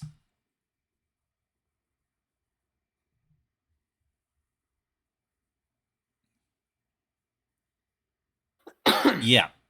So, bringing the body to the science lab, you have a much greater range of things you can test for and what's going on. Where do you start? What is Herman looking for? How is Herman going about this? I think first thing we're going to see if we can figure out what that residue is. All right. Well, you have access to bioscanners and the standard array of ship's equipment. Standardized tests. So, humans have encountered alien life before. You've even found at least archaeological signs that sentient life has existed in some places, but so far none of it's comprehensible. Finding an alien doesn't mean that humans are about to start the Star Trek Federation or anything like that. But you do have experience in the fact that life can take many forms that didn't originate on Earth. What you're getting here is that rather than water based or like carbon based, this seems to be sort of an oil and silica based life form. Something with an anaerobic if you didn't know any better, you'd say that this is something with an anaerobic or oxygen non-dependent like physiology. You don't know any major like species that interact like this. The blue coloration seems to be from a high concentration of copper in the substance, if that seems to be any help. And once it's reintroduced to a palatable environment, it seems to become liquefied and more gummy. You notice that touching it makes it even quite hard to like separate your fingers. It's almost like a glue. Very curious indeed. Let's see. Is it living currently? No, it's quite inert. No. Okay, very inert. Um, can I try to figure out through examination if this residue is the byproduct of some living being, or if it is the being itself? Or have you already answered that? I just realized. You can absolutely figure that out. This is definitely the byproduct of a living being. Nothing in this ever contained Okay. like single-celled like organism alleles. This isn't some kind of lichen. If anything, you'd say this is. If you had to compare its chemical composition to something, you'd think maybe saliva. Mm. Ooh, outside in space. That's not good. I'd like to try and determine cause of death on the body. This man was sucked. Outside the obvious. Okay. Well, there is the obvious. The man was sucked apart. Like there is like points where the vertebrae have been separated inside of the body that seem like the sort of trail further down, held together by like internal spinal cord tissue. Most of the looser organs are absent, although the remains of like the trachea is still at the base of the neck. Uh, Interestingly, though, both arms and ribs are still attached, and there's a lot of like crushing damage around the sides of them. Again, as mentioned before, the jaw seems to have been broken from screaming, but it also seems that it's possible that air was forced out of the body in one sort of abrupt grip. This is disturbing. Disturbing indeed. Herman's gonna get the intercom or call everyone for a conference and announce his findings. My hypothesis is that this residue found on the body is the drool, the saliva of some great beast, a very large creature, perhaps even capable of surviving in the void, crushed this man in its jaws or its digits or whatever it may have. Okay, and are we all in the science room for this? Yep. Not me. Not okay. Yeah, I think everybody else is in the science room. Yeah, Okay. I'd be here. Something.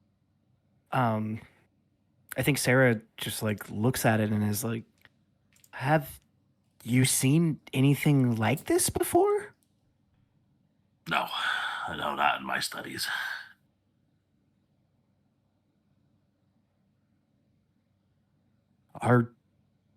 Well, I know we're not really ever safe, but how much danger are we in? Well, An idea occurs to Dr. Heemeyer. Can we tell which ship this man was on? Does he have any identifying information? Yeah. Well, I mentioned that the patch was recognizable as being affiliated with the mining organization. Okay. I'm going to say that you knew this man was going by you don't have his like name or ID, but going by the patch, this man was probably crewed on the ship. Let me give you a name. The Mieville. Yes, there was a ship called the Mieville that you were familiar with as part of the mining operation. It vanished along with the rest of the ones that were deployed at the time when the mining operation went down. this man was working on the mining operation when it ceased, a ship called the Mieville. Um, It would appear we now know the implicit reason why those operations were ceased. They encountered something, potentially many somethings, that proved too dangerous to continue operating in the sector. Which means we are flying into the belly of the beast. Oh, jeez. As this pall falls over the room, Candy does lean over the body to look very deep into Dr. Himeir's eyes and says, "But can we still get paid, though?" And I think, given what I've been seeing in the group chat, that this might be a good place to wrap for the evening. Yeah, thank you. Yeah. Sorry, if I didn't have work in the morning, I'd keep going, but You're fine. Same. Hood. I'm so Yeah. invested. I yeah, thought like this is I'm locked in. yeah. I thought I would be able to wrap this up in one evening. Why did I think that? None of my games ever go at the speed they're supposed to. So we'll have to pick another day to pick this up another time. But yeah. Thank you all so much for swinging by for this. All you lovely folks in the chat, thank you for swinging along for this experiment on Channel Boog. If you're enjoying this scenario, when I release it as a zine, it will be on the itch account that is tagged at the top of the screen. And before we wrap up for the evening, does anyone have things to promote or yell at people about?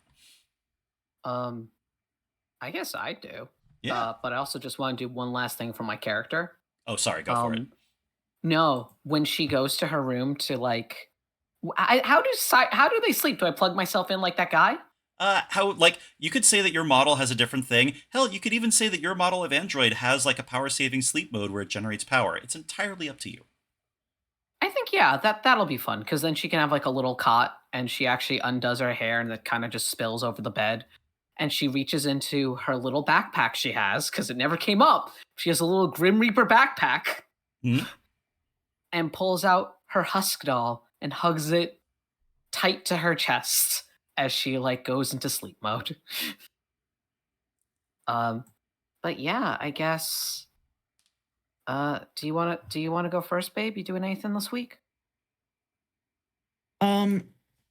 Mostly just doing more Quar, just doing some painting, probably playing more Avowed, just it's a chill week for me. It's a chill week. Then for me, I'm going to be doing probably an art stream tomorrow. I missed Friday because of the depression. So this week coming up is going to be doing some art stream, doing more Lies of P, and also probably Elden Ring. Jojo might be on the hold for a little bit because I really want to play Lies of P. Hell yeah. And Hell yeah. I'll take advantage of the end of the session just to promote my YouTube channel. I am the Count Von Kurtles. You can find me at the Count Von Kurtles on YouTube, or search the Eternal Night Show. We're at 47 subscribers. We'd love to hit 50. It's been my dream ever since I was a boy. Woo! Hell yeah. Nice. And JD, you said something was spinning up with one of your comics. I don't want you to miss your chance here. Oh yeah. Well, I write comics, and so we have a horror comic actually with Boog here doing one of the one of the stories in it, and that's going to be coming out soon. If you go to skeletoncreative.com, sign up for the email list, you'll find out about all the comics I'm making. All right.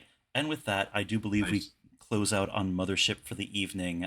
Again, thank you all in the chat for swinging by for this. Thank you all, my friends who showed up to play this game. I really look forward to menacing you more next time. And I really do hope that the next time we figure out the scheduling for this, it does not take us 6 goddamn months. I think we can do it sooner. I think we do it a little sooner than that. I believe in us. It must be possible. All right. I'm out of here. Good night, everybody. Good night, everybody. Good night. Night. Bye. And the button.